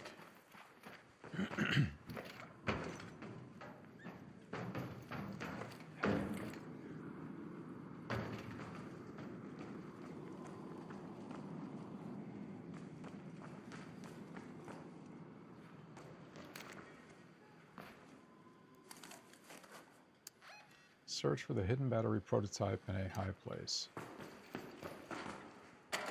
In the meantime, look at that. We got a purple. Boom.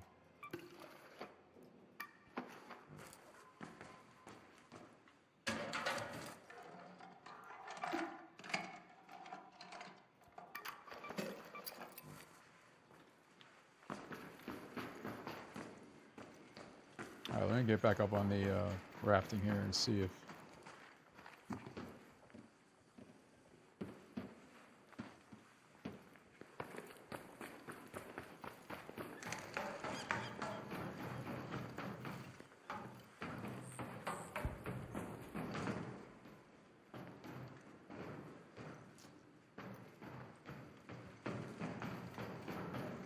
I checked down here. There we go. All right. Bring the battery prototype to the industrial recharger. I think that's that.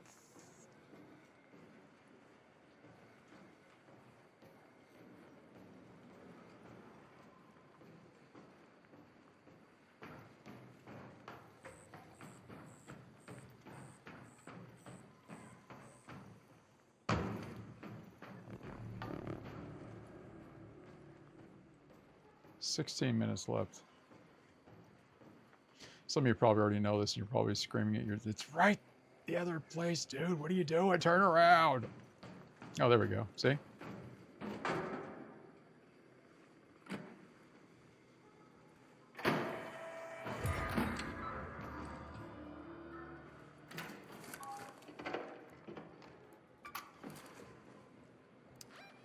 Use the machinery to charge the battery.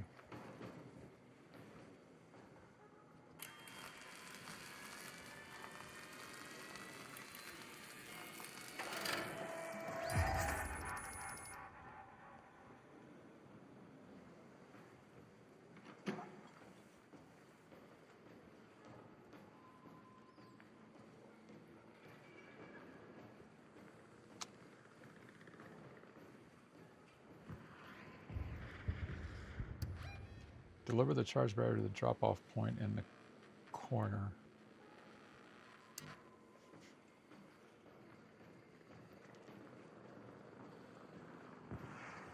There's a lot of buzzing around going on out there right now.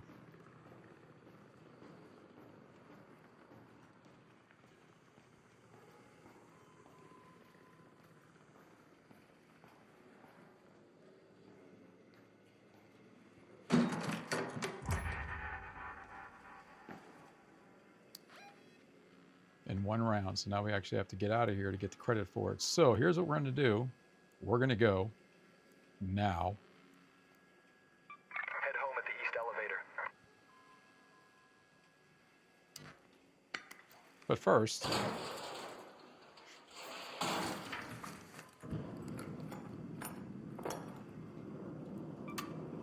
because you never know. You know what I want to do now? Get back up here.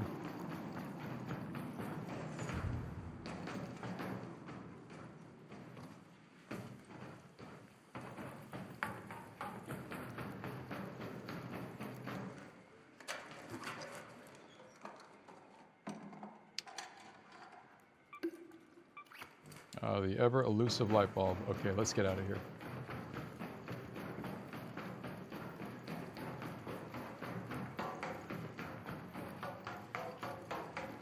Could he be any more louder? Running on metal. Seemed like, oh, dude, if you just go back to your skill tree, you could probably get him to be quiet. And I'm like, yeah. No, I've got the ultimate skill tree build. Thank you. A skill tree that I don't even use. See, that's the ultimate skill tree, is the one you don't even use. So go, yeah, so there you go.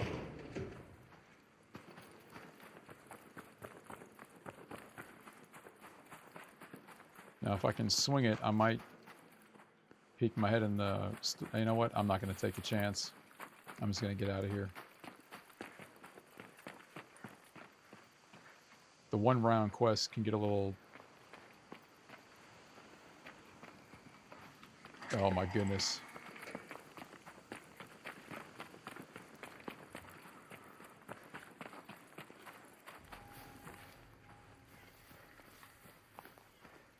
Those things. I'm glad they put a couple more arcs in there to keep us on our toes.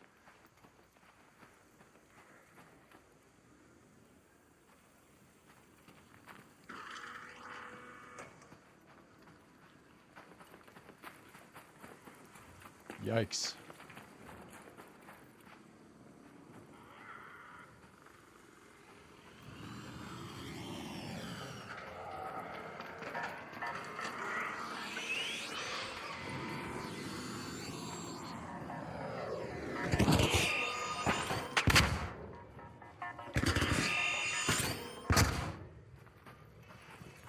Good grief, man.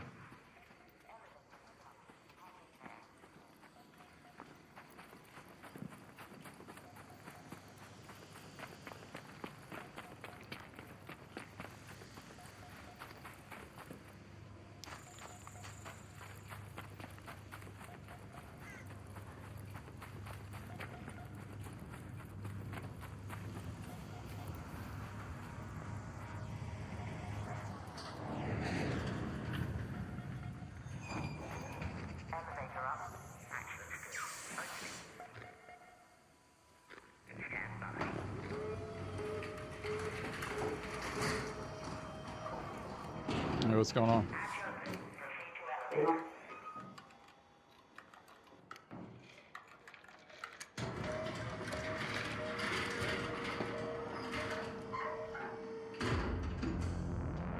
Bam, look at that.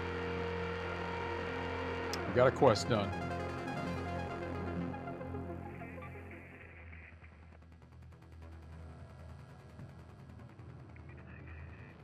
I don't know, you could do a Raiders nearby kind of thing.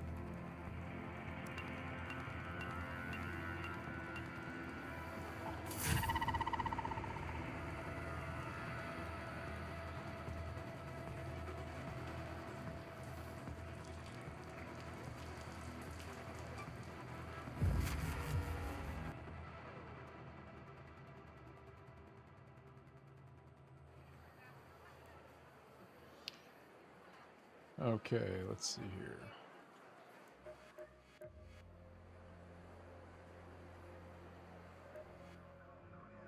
You're looking spry today.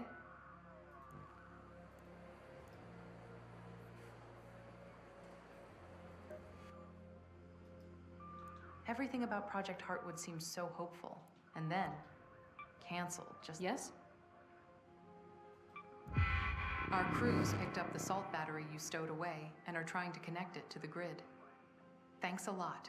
I just wished it had ever made it to full production. Yeah.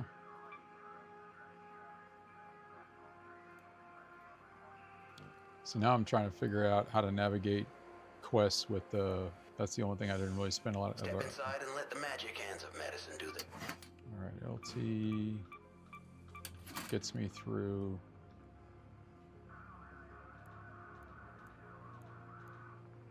Oh, okay. So the top navigates between the actual traders and then the actual quests, and then right T. Seems like every other raider here has some serious hearing damage. I heard rumors they developed some next generation hearing aids at Stella Montis. If you can track them down, we might all be able to use our indoor voices for once. An auditory researcher is said to have visited Stella Montis during the Exodus. See if you can retrace her steps. All right. Haven't been there in a hot minute. Hello.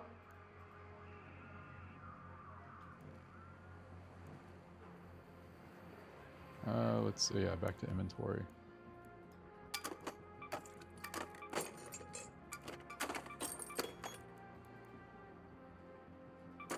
All right, we're going to be headed to Stella Montis.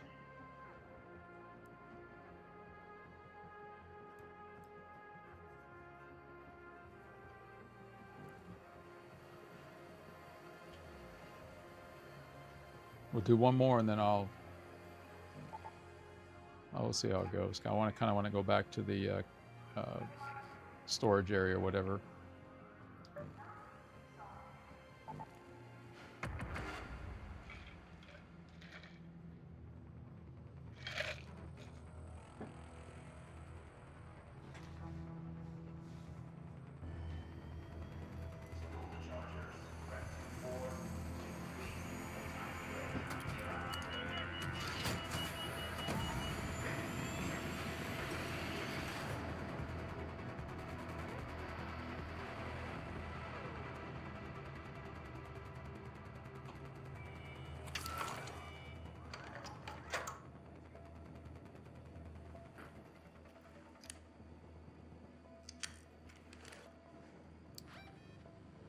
Let's see. Can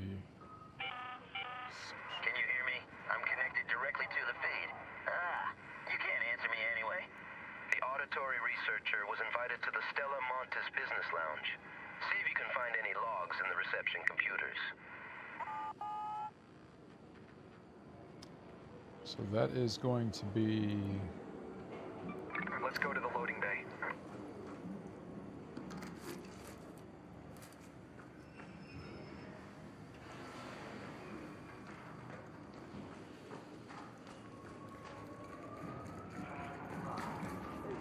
What's up, man?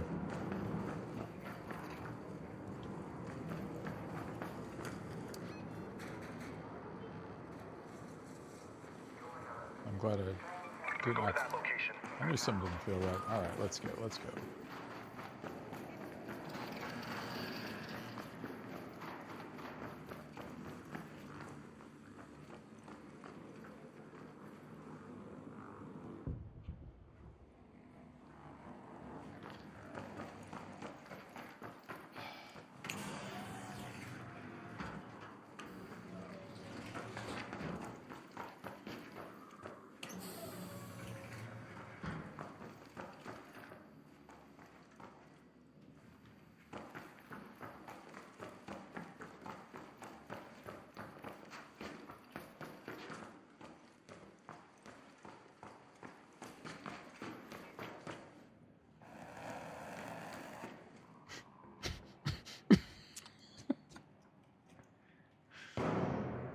Oh my goodness. Now I have taken these on with an anvil before. Basically the trick with the shredders is go for the thruster area, and that takes them down pretty quick. And I actually have a great example of that in the the one that's on YouTube, where it's the trials and trophy objectives. I was in Stella Montis. I was in the medical wing, and this is where I actually have it tagged in the chapter marker where it says never underestimated an arc. I had the door closed, so I thought I was good, and I was like, "You can't get me, bro!" And this thing actually turned, like looked at me, and just took off, and then swung around an opening in the hallway that I didn't pay any attention to. And then I'm like, "Oh, I gotta engage now." So I just thought that was one of those funnier moments in Arc Raider.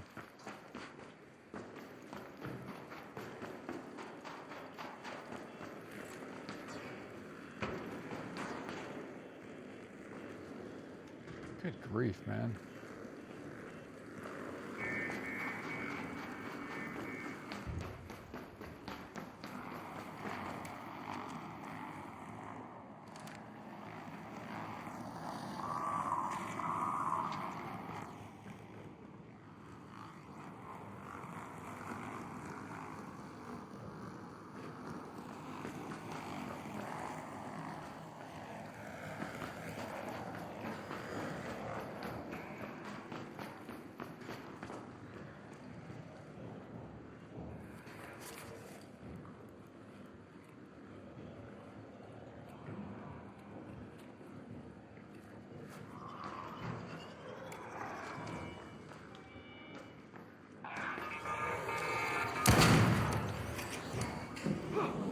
Come on, man. Will you move?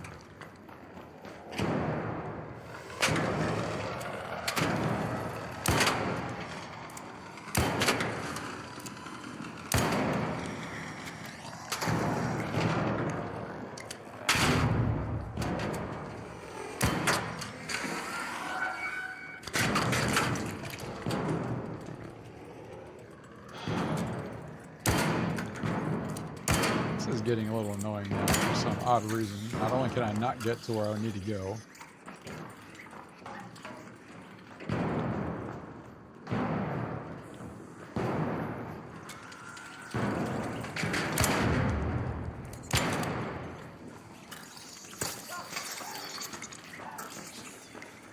oh my goodness.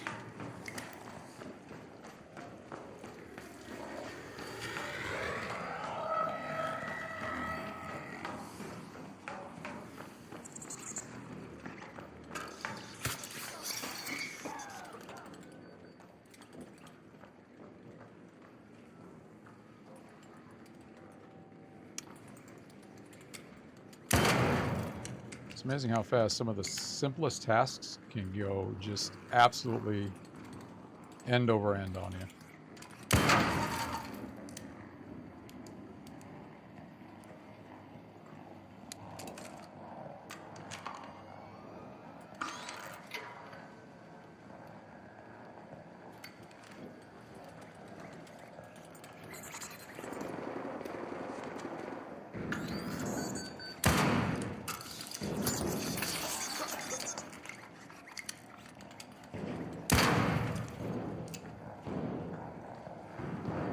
Alright, can't get through there. How in the world did I end up all the way down here?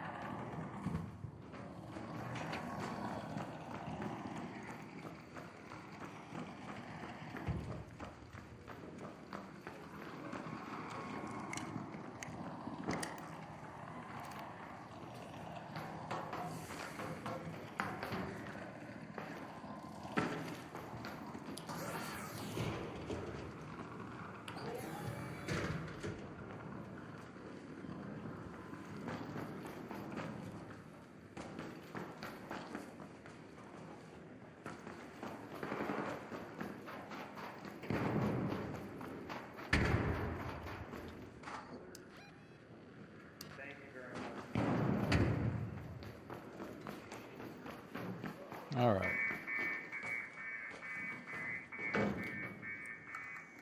Whew. Man. There she is. Seems she gave a talk on the relative firmness of earwax in zero-gravity conditions. A nail-biter of a lecture, I'm sure.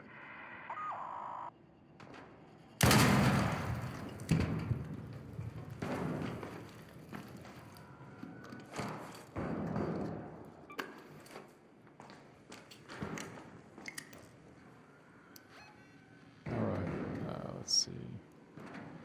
Find where the researcher held their lecture and access their notes.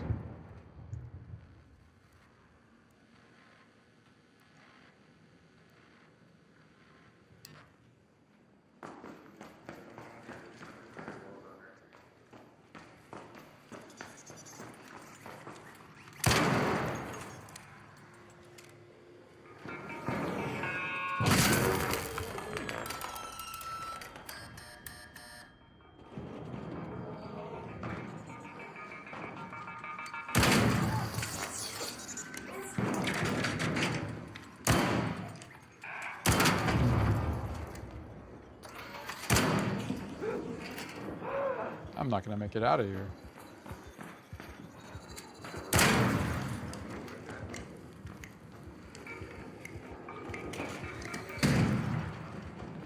Run, dude. Come on.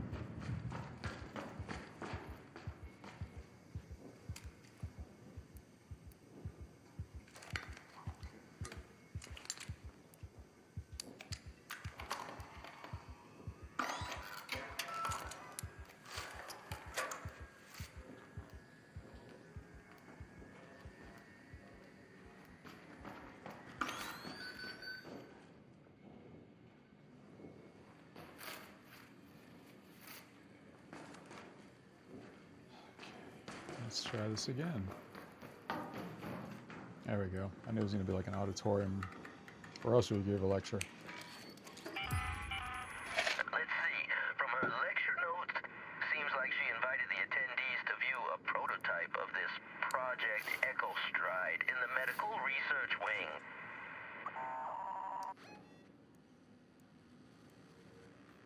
Let's go to medical research.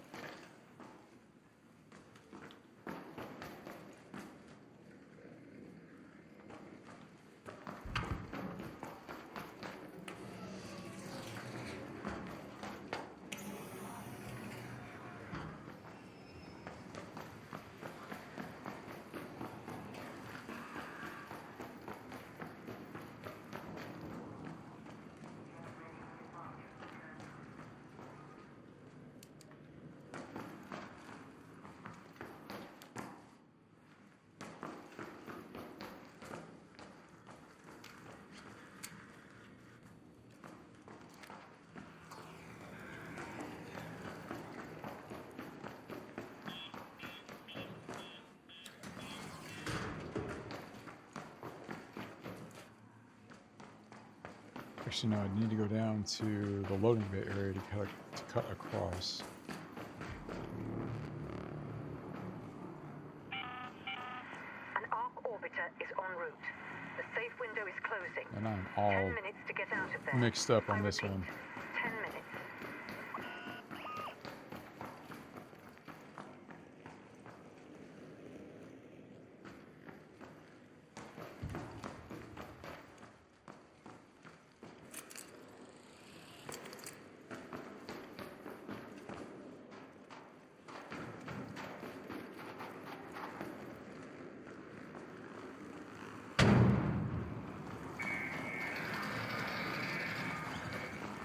And of course you need a battery for that.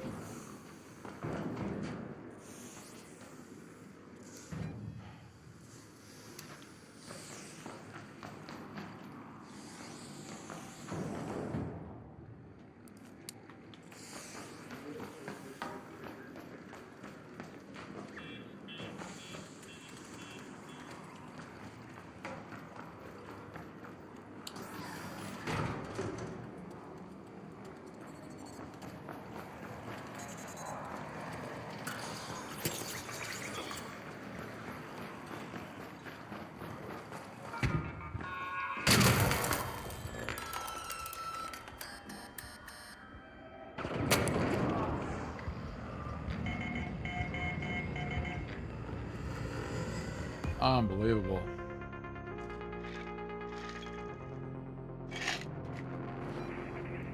What in the world?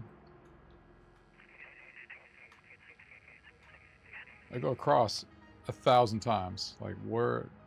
I have no idea what's going on, but I'm so tired right now. Actually, I can use that as an excuse, but that's my route. All I had to do was just get across. Because I know because what I do is hit the loading bay and then go, and then there's a zip line you can shoot straight up on the shipping containers, and then you can just leap up and you get right into the medical area. And I can't figure out all of a sudden now why I couldn't even find the loading dock area. Like, what? But, you know, 50,000 shredders in that map, I'm not used to that. Excuses. They're just excuses. And what'd I lose?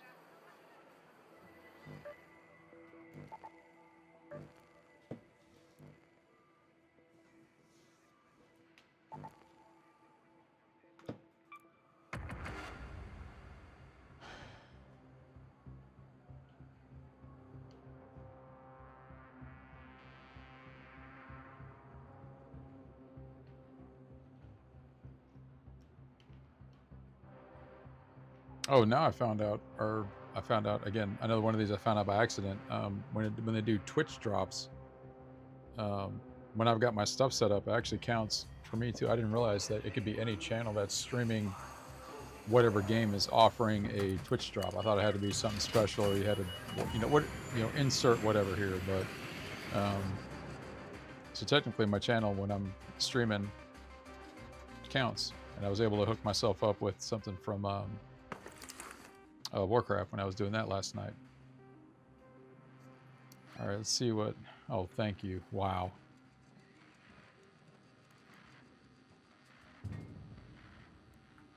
Let's go to medical research. Let's try this again.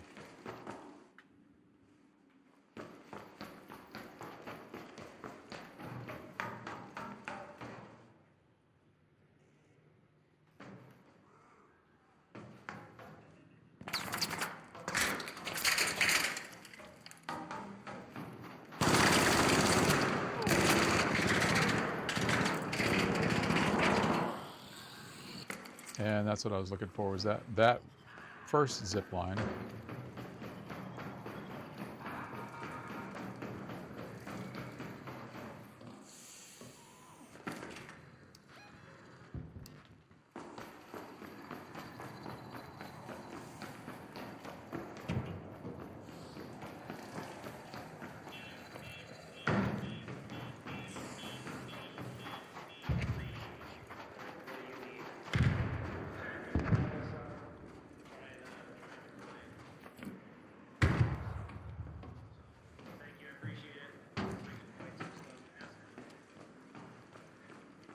See, this is normally how quick I can actually get across from one side of the map to the next. So that's what I was looking for, was the area to drop down on.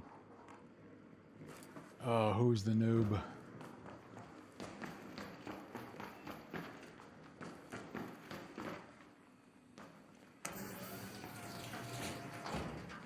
That's right, I gotta go up.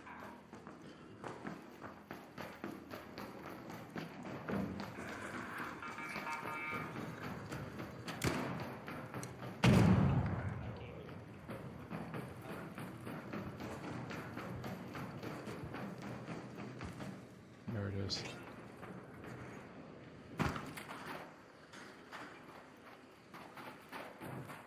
Well, this guy had defense. This immediate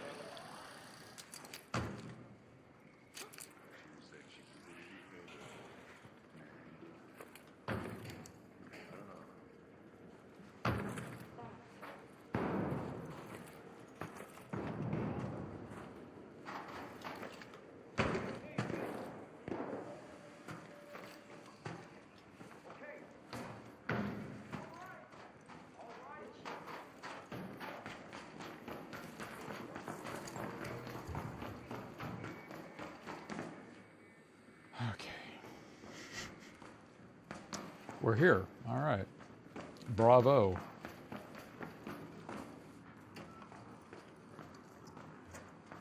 Just got to find those computers.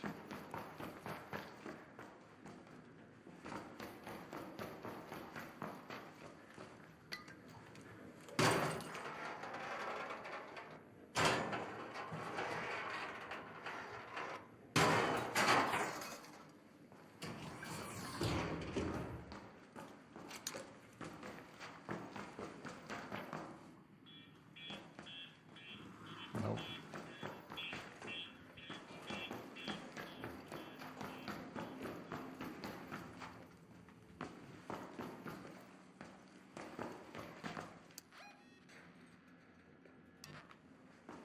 Oh.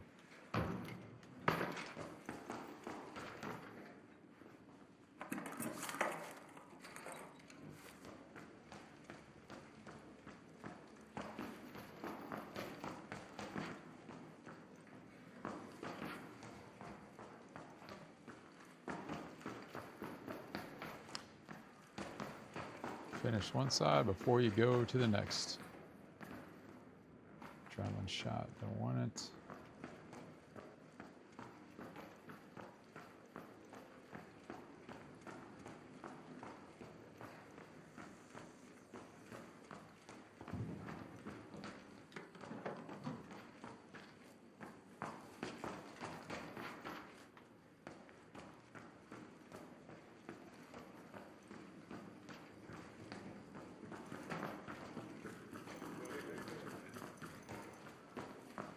Everybody's quiet here. I love it.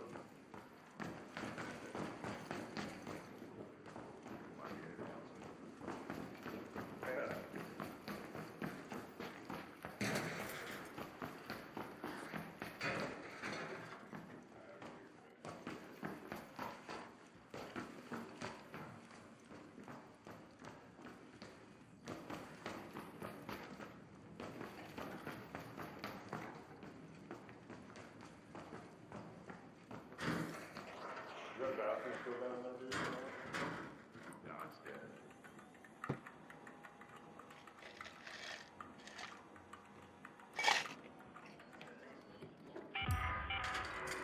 We were getting ever closer. Looks like they were getting ready to ship a limited batch of hearing aid prototypes, but she only printed out the coordinates of the shipment. Let's move to that location.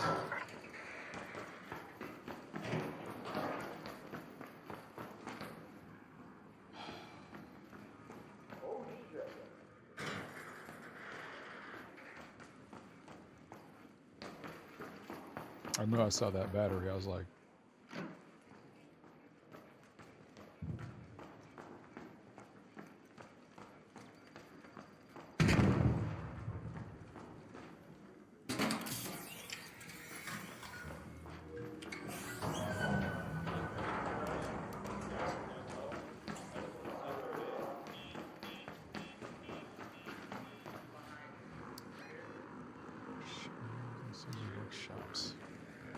Is that upstairs workshops or?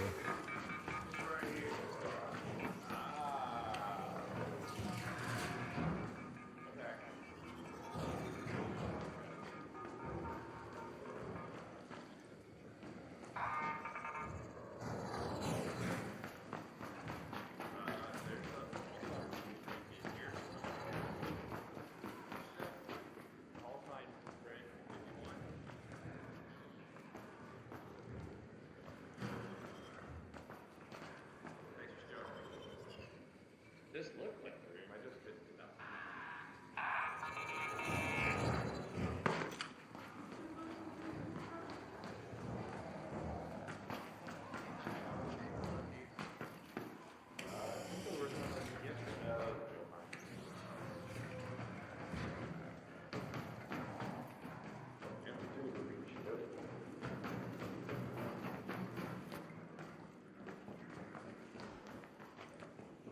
I need to go to medical.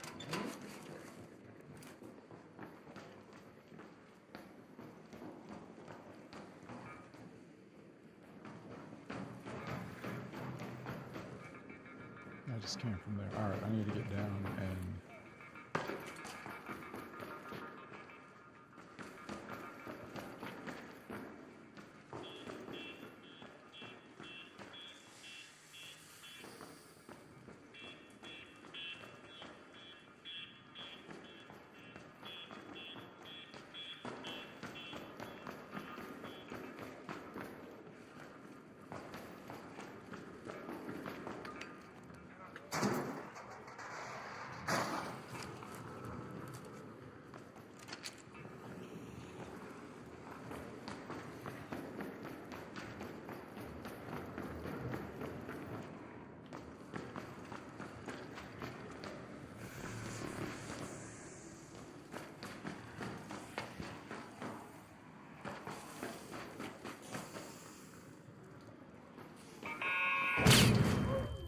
Never starts moving. As soon as I go to run, then he runs. And then when I want him to, he doesn't. Typical. Typical. Did I bring anything in with me? Nope. Forgot to even load back up on that. All right.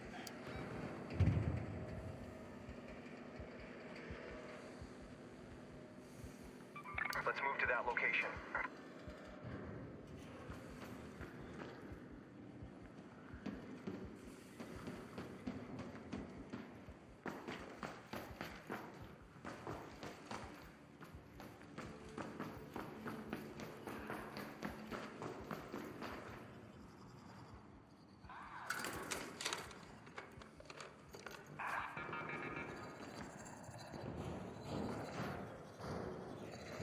That made me a little nervous. All right.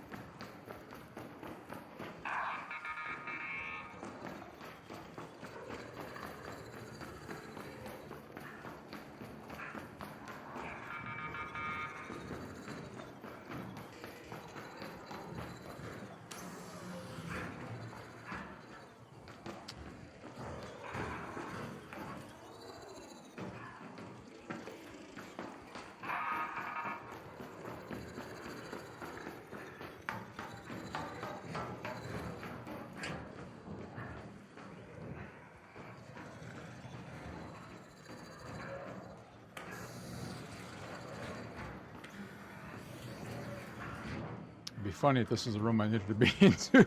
It's just like, oh, finally. Got it all at the same. I feel like there was one of those terminals was, oh, there it is. Look at that. That's okay. It's just a little bit of my genius, if you want to say. I had this whole plan to make it look all. I'm too tired to make it funny. All right, what do we got to do here? Search the controlled access zone.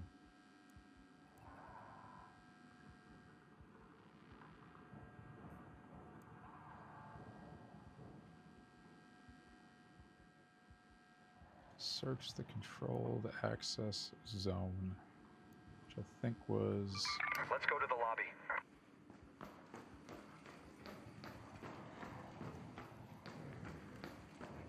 But hey, we ended up in the right spot. Where were we to, by the way?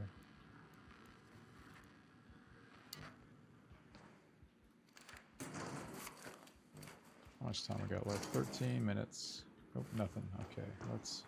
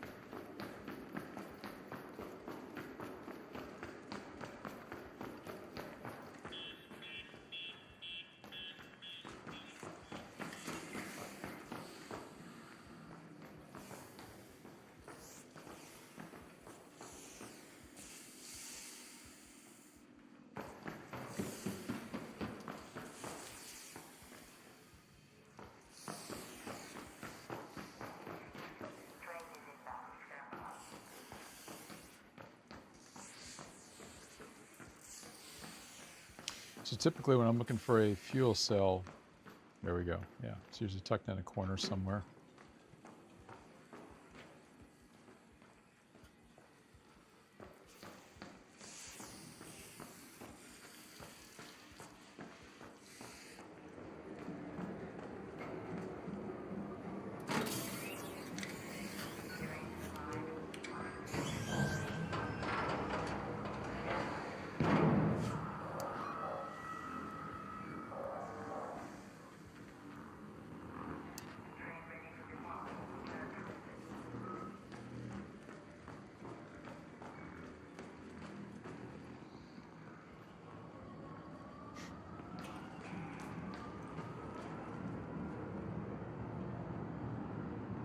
Oh, I know it's around here somewhere. I just cannot think of it right now.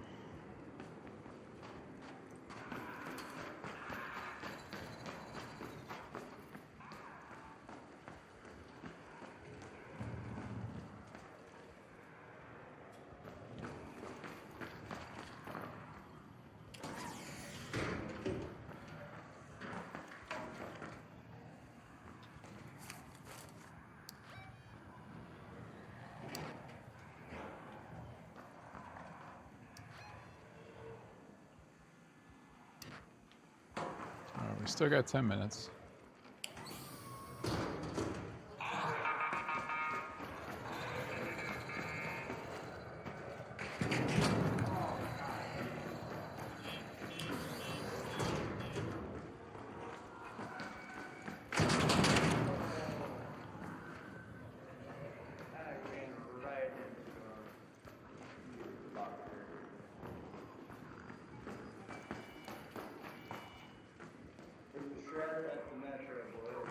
All right, I'm looking for the controlled access zone.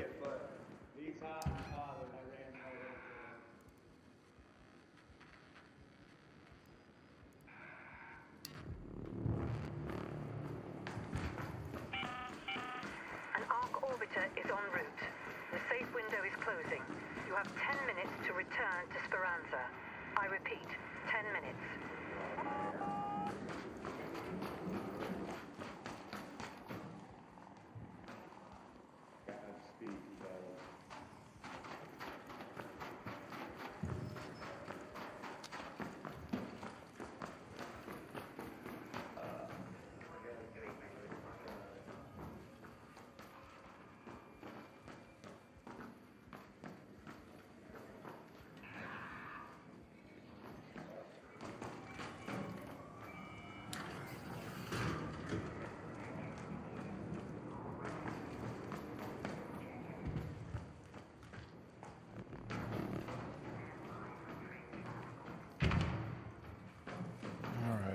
We are, I don't think we're even in the ballpark of where we're supposed to be, so I'm up too high. So we need to get down and do this over again.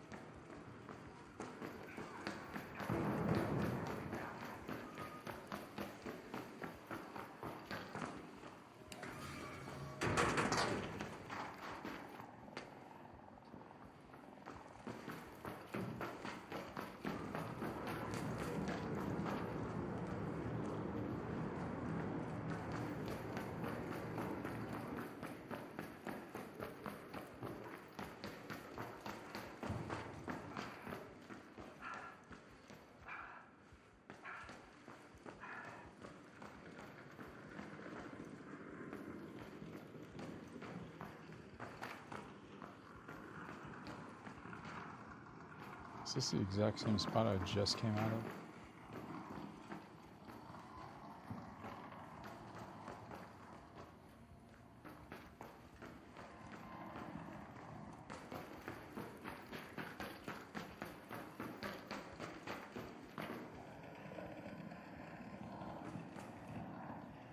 I think I have a key for that, so if I do need to get one, I'd be able to.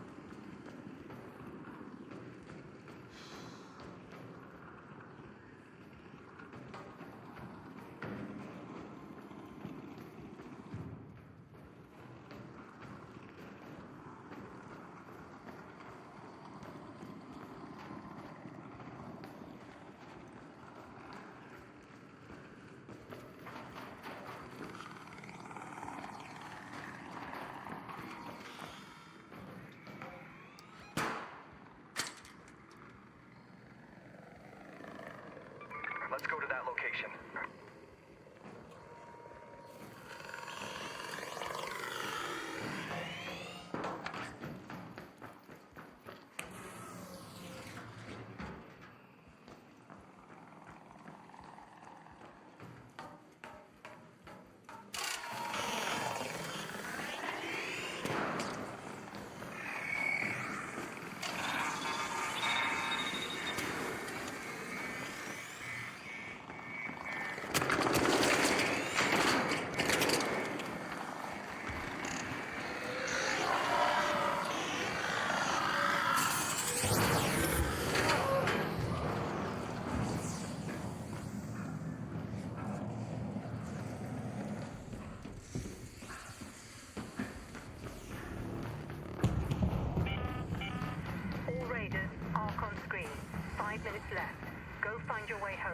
Yeah, I'm totally lost. I'm tired.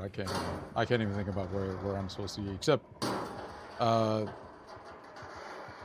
yeah, that's all right.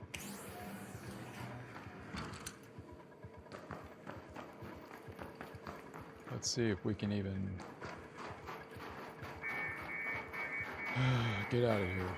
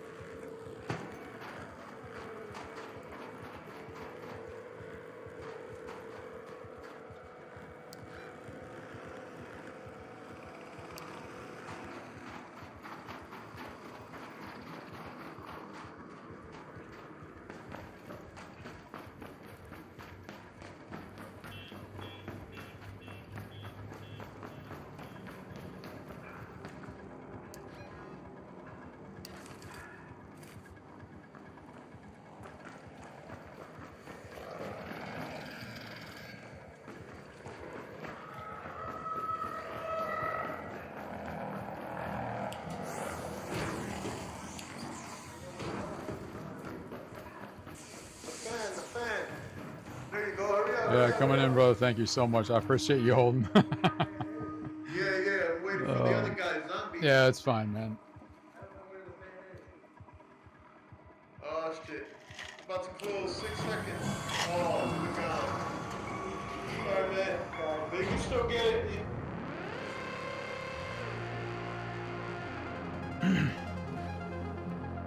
Good grief.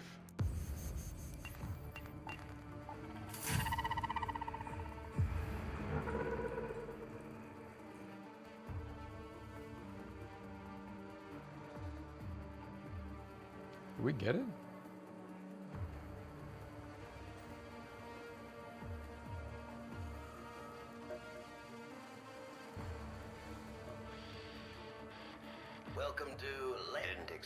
back so soon.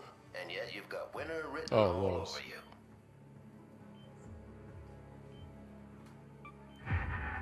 These coordinates point to a We know the coordinates for those hearing aids, but I'll have to cross-reference them with a paper map of the spaceport. Those legs of yours aren't. I'll try to pinpoint where the hearing aids are stored. Head up there, and people seem to be particularly hard of hearing when I invite them to... Everything about Project Heartwood seemed so hopeful, and then canceled just like that. Oh, they always. Oh. Search. Reach the power generation complex. Find a way into the controlled access zone. Search. Okay, so I wasn't even in the right.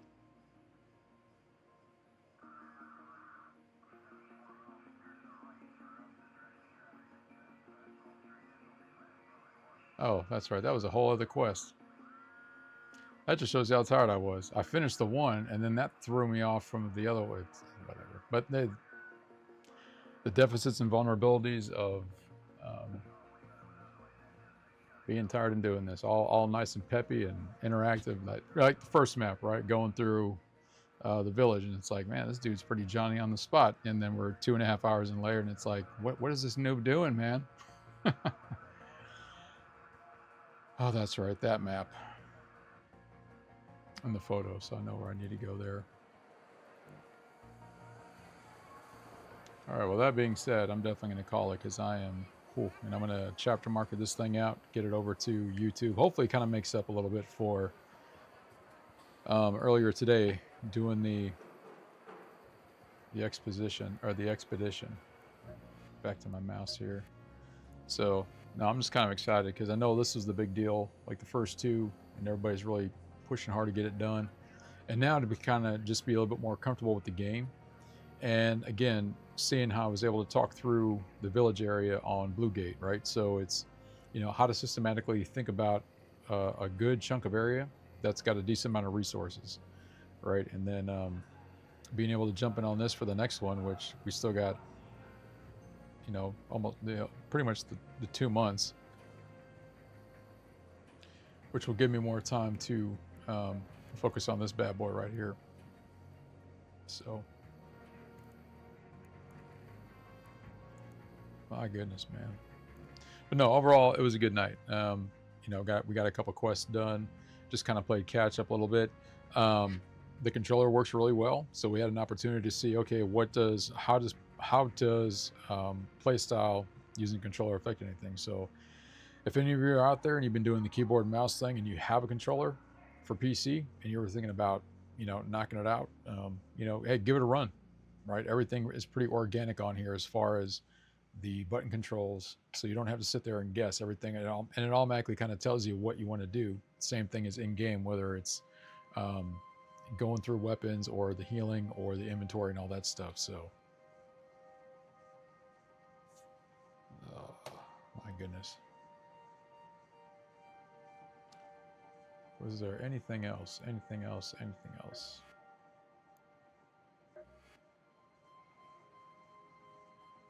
Oh, I wonder if the pottery showed up. Sometimes it'll be on the bookshelf. I wonder, well, here's sometimes what'll happen if and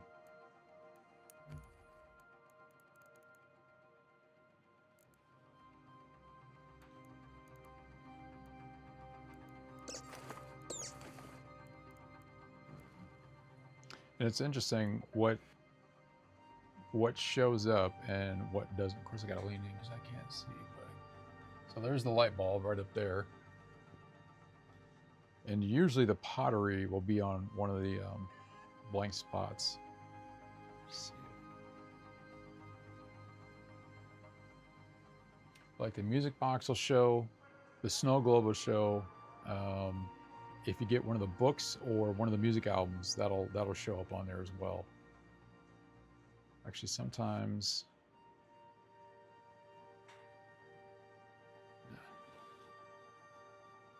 All right, I was just kind of curious. I already have that one. Sell that. And then sometimes if you have like the apricots and the pears, they'll show up on your bookshelf and whatnot. So that's just one of those extra added funny things. Let's see if taking a light bulb out of there changes anything. Oh wow, nothing. That doesn't count. That's always there, that mug. So, and that one right there too.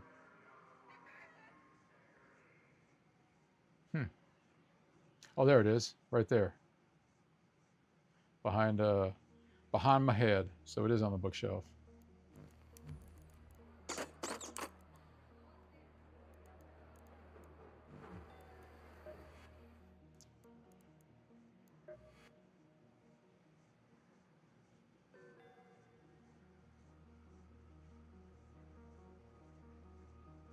No, it's gone.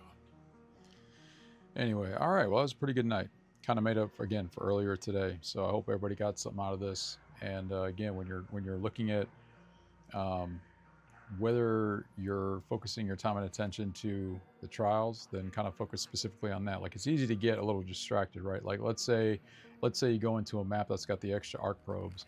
You're going to want to bring in a little bit extra heavy firepower with you, because you're going to need the extra rounds, because the arcs that drop down are guarded. So the second your Halligan, your breach tool, hits the probe, it's going to call in and spawn a couple airborne. Usually it's a wasp and like one of those flamers now.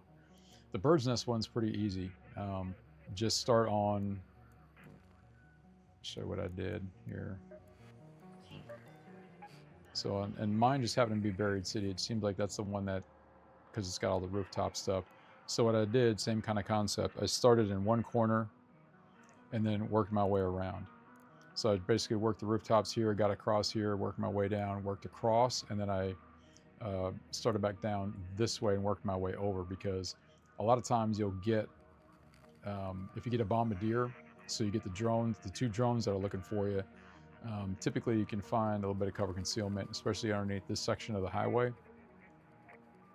Get back on the roof and you can easily get across to this area here. You can zoom in a little bit. So you can get across here and then work your way down across here and here. There's a lot of those little mini chimneys. And then if you can make it down this way, again, there's like the little mini ones, and that's just a quick little, so it stacks up your points quick. It's just navigating everything that's in the air. That's the only problem. Let's see here. Blue Gate tends to be one of my more favorite, for obvious reasons, but Stella Montis was a bit of a circus show tonight, because I couldn't get my way. Once I figured out, once I found what I was looking for, then it was easy to navigate one way to the other. But then I forgot, of course, this is where I need to go to finish out the actual, this area right here. Now I know what I needed to do was get one of those. I need to go in with a hull cracker, because there's a 3-tier story case inside of one of the buildings. You have to take out the remote drones that are on the wall, and there's 2 of them. Plus you got 2 flamers, and you got one of those poppers, and then you got to get one of the fuel cells. You got to go back up 3 flights of stairs. You got to drop it in one of the generators to open up another door to get access to that room. So that'll be another day. But that's what I know. That's what I have to do. I've done the Hurricane map. That's actually pretty legit. I don't go in with a shield, just for whatever reason. So it's just being, more cognizant of your surroundings and the arcs that are out there. Otherwise, it's the same map. So it's just trying not to get too distracted with all the stuff that's going on, all the debris that's flying around. But it is pretty neat, because it adds another element for, your senses and everything, especially when you've got like buds in, and that sound is just 360 when you're turning, which is pretty cool.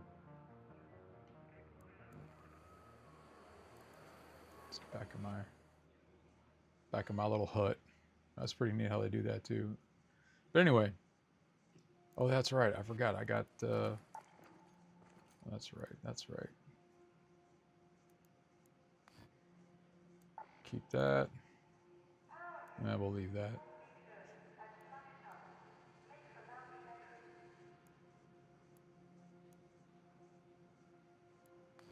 There we go.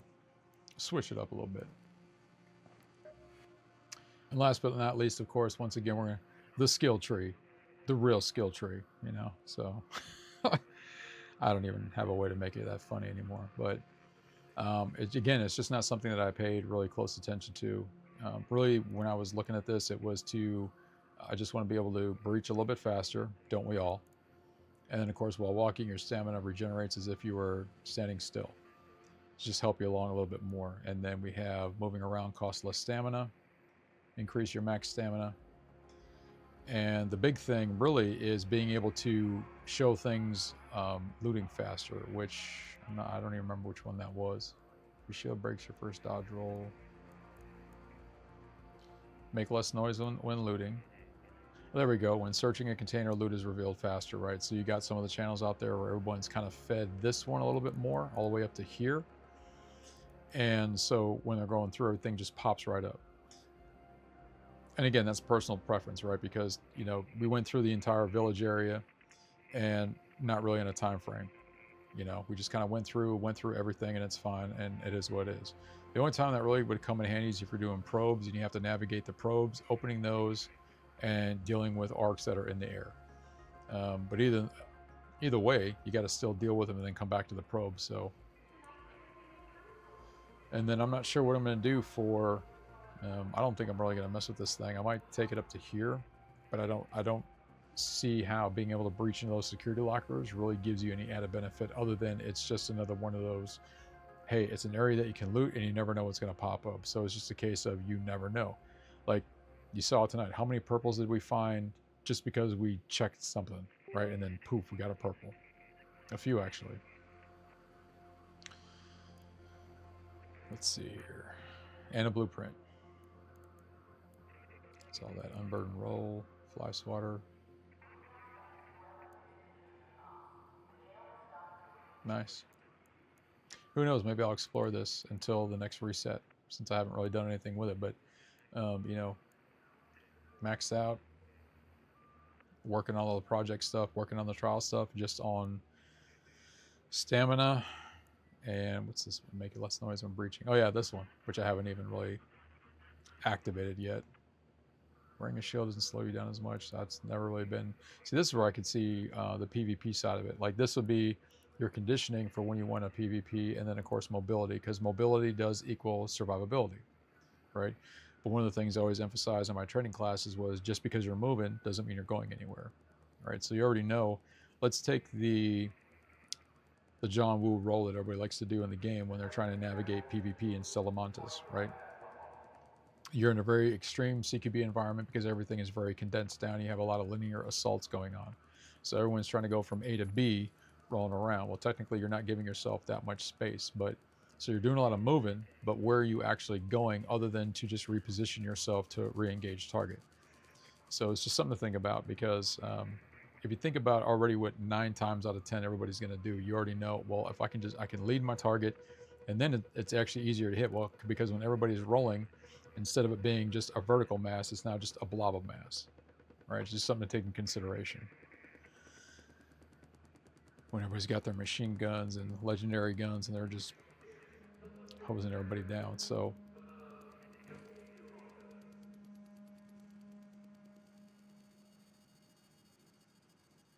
all right, we're closing out. So I appreciate everyone's time and attention like always. I'm going to get this over, get the chapter markers in, all that good stuff. And remember, my fellow gamers, play with a purpose, soak up that bandwidth, and I wish you all the greatest success in all of your gaming endeavors. I'll see you online.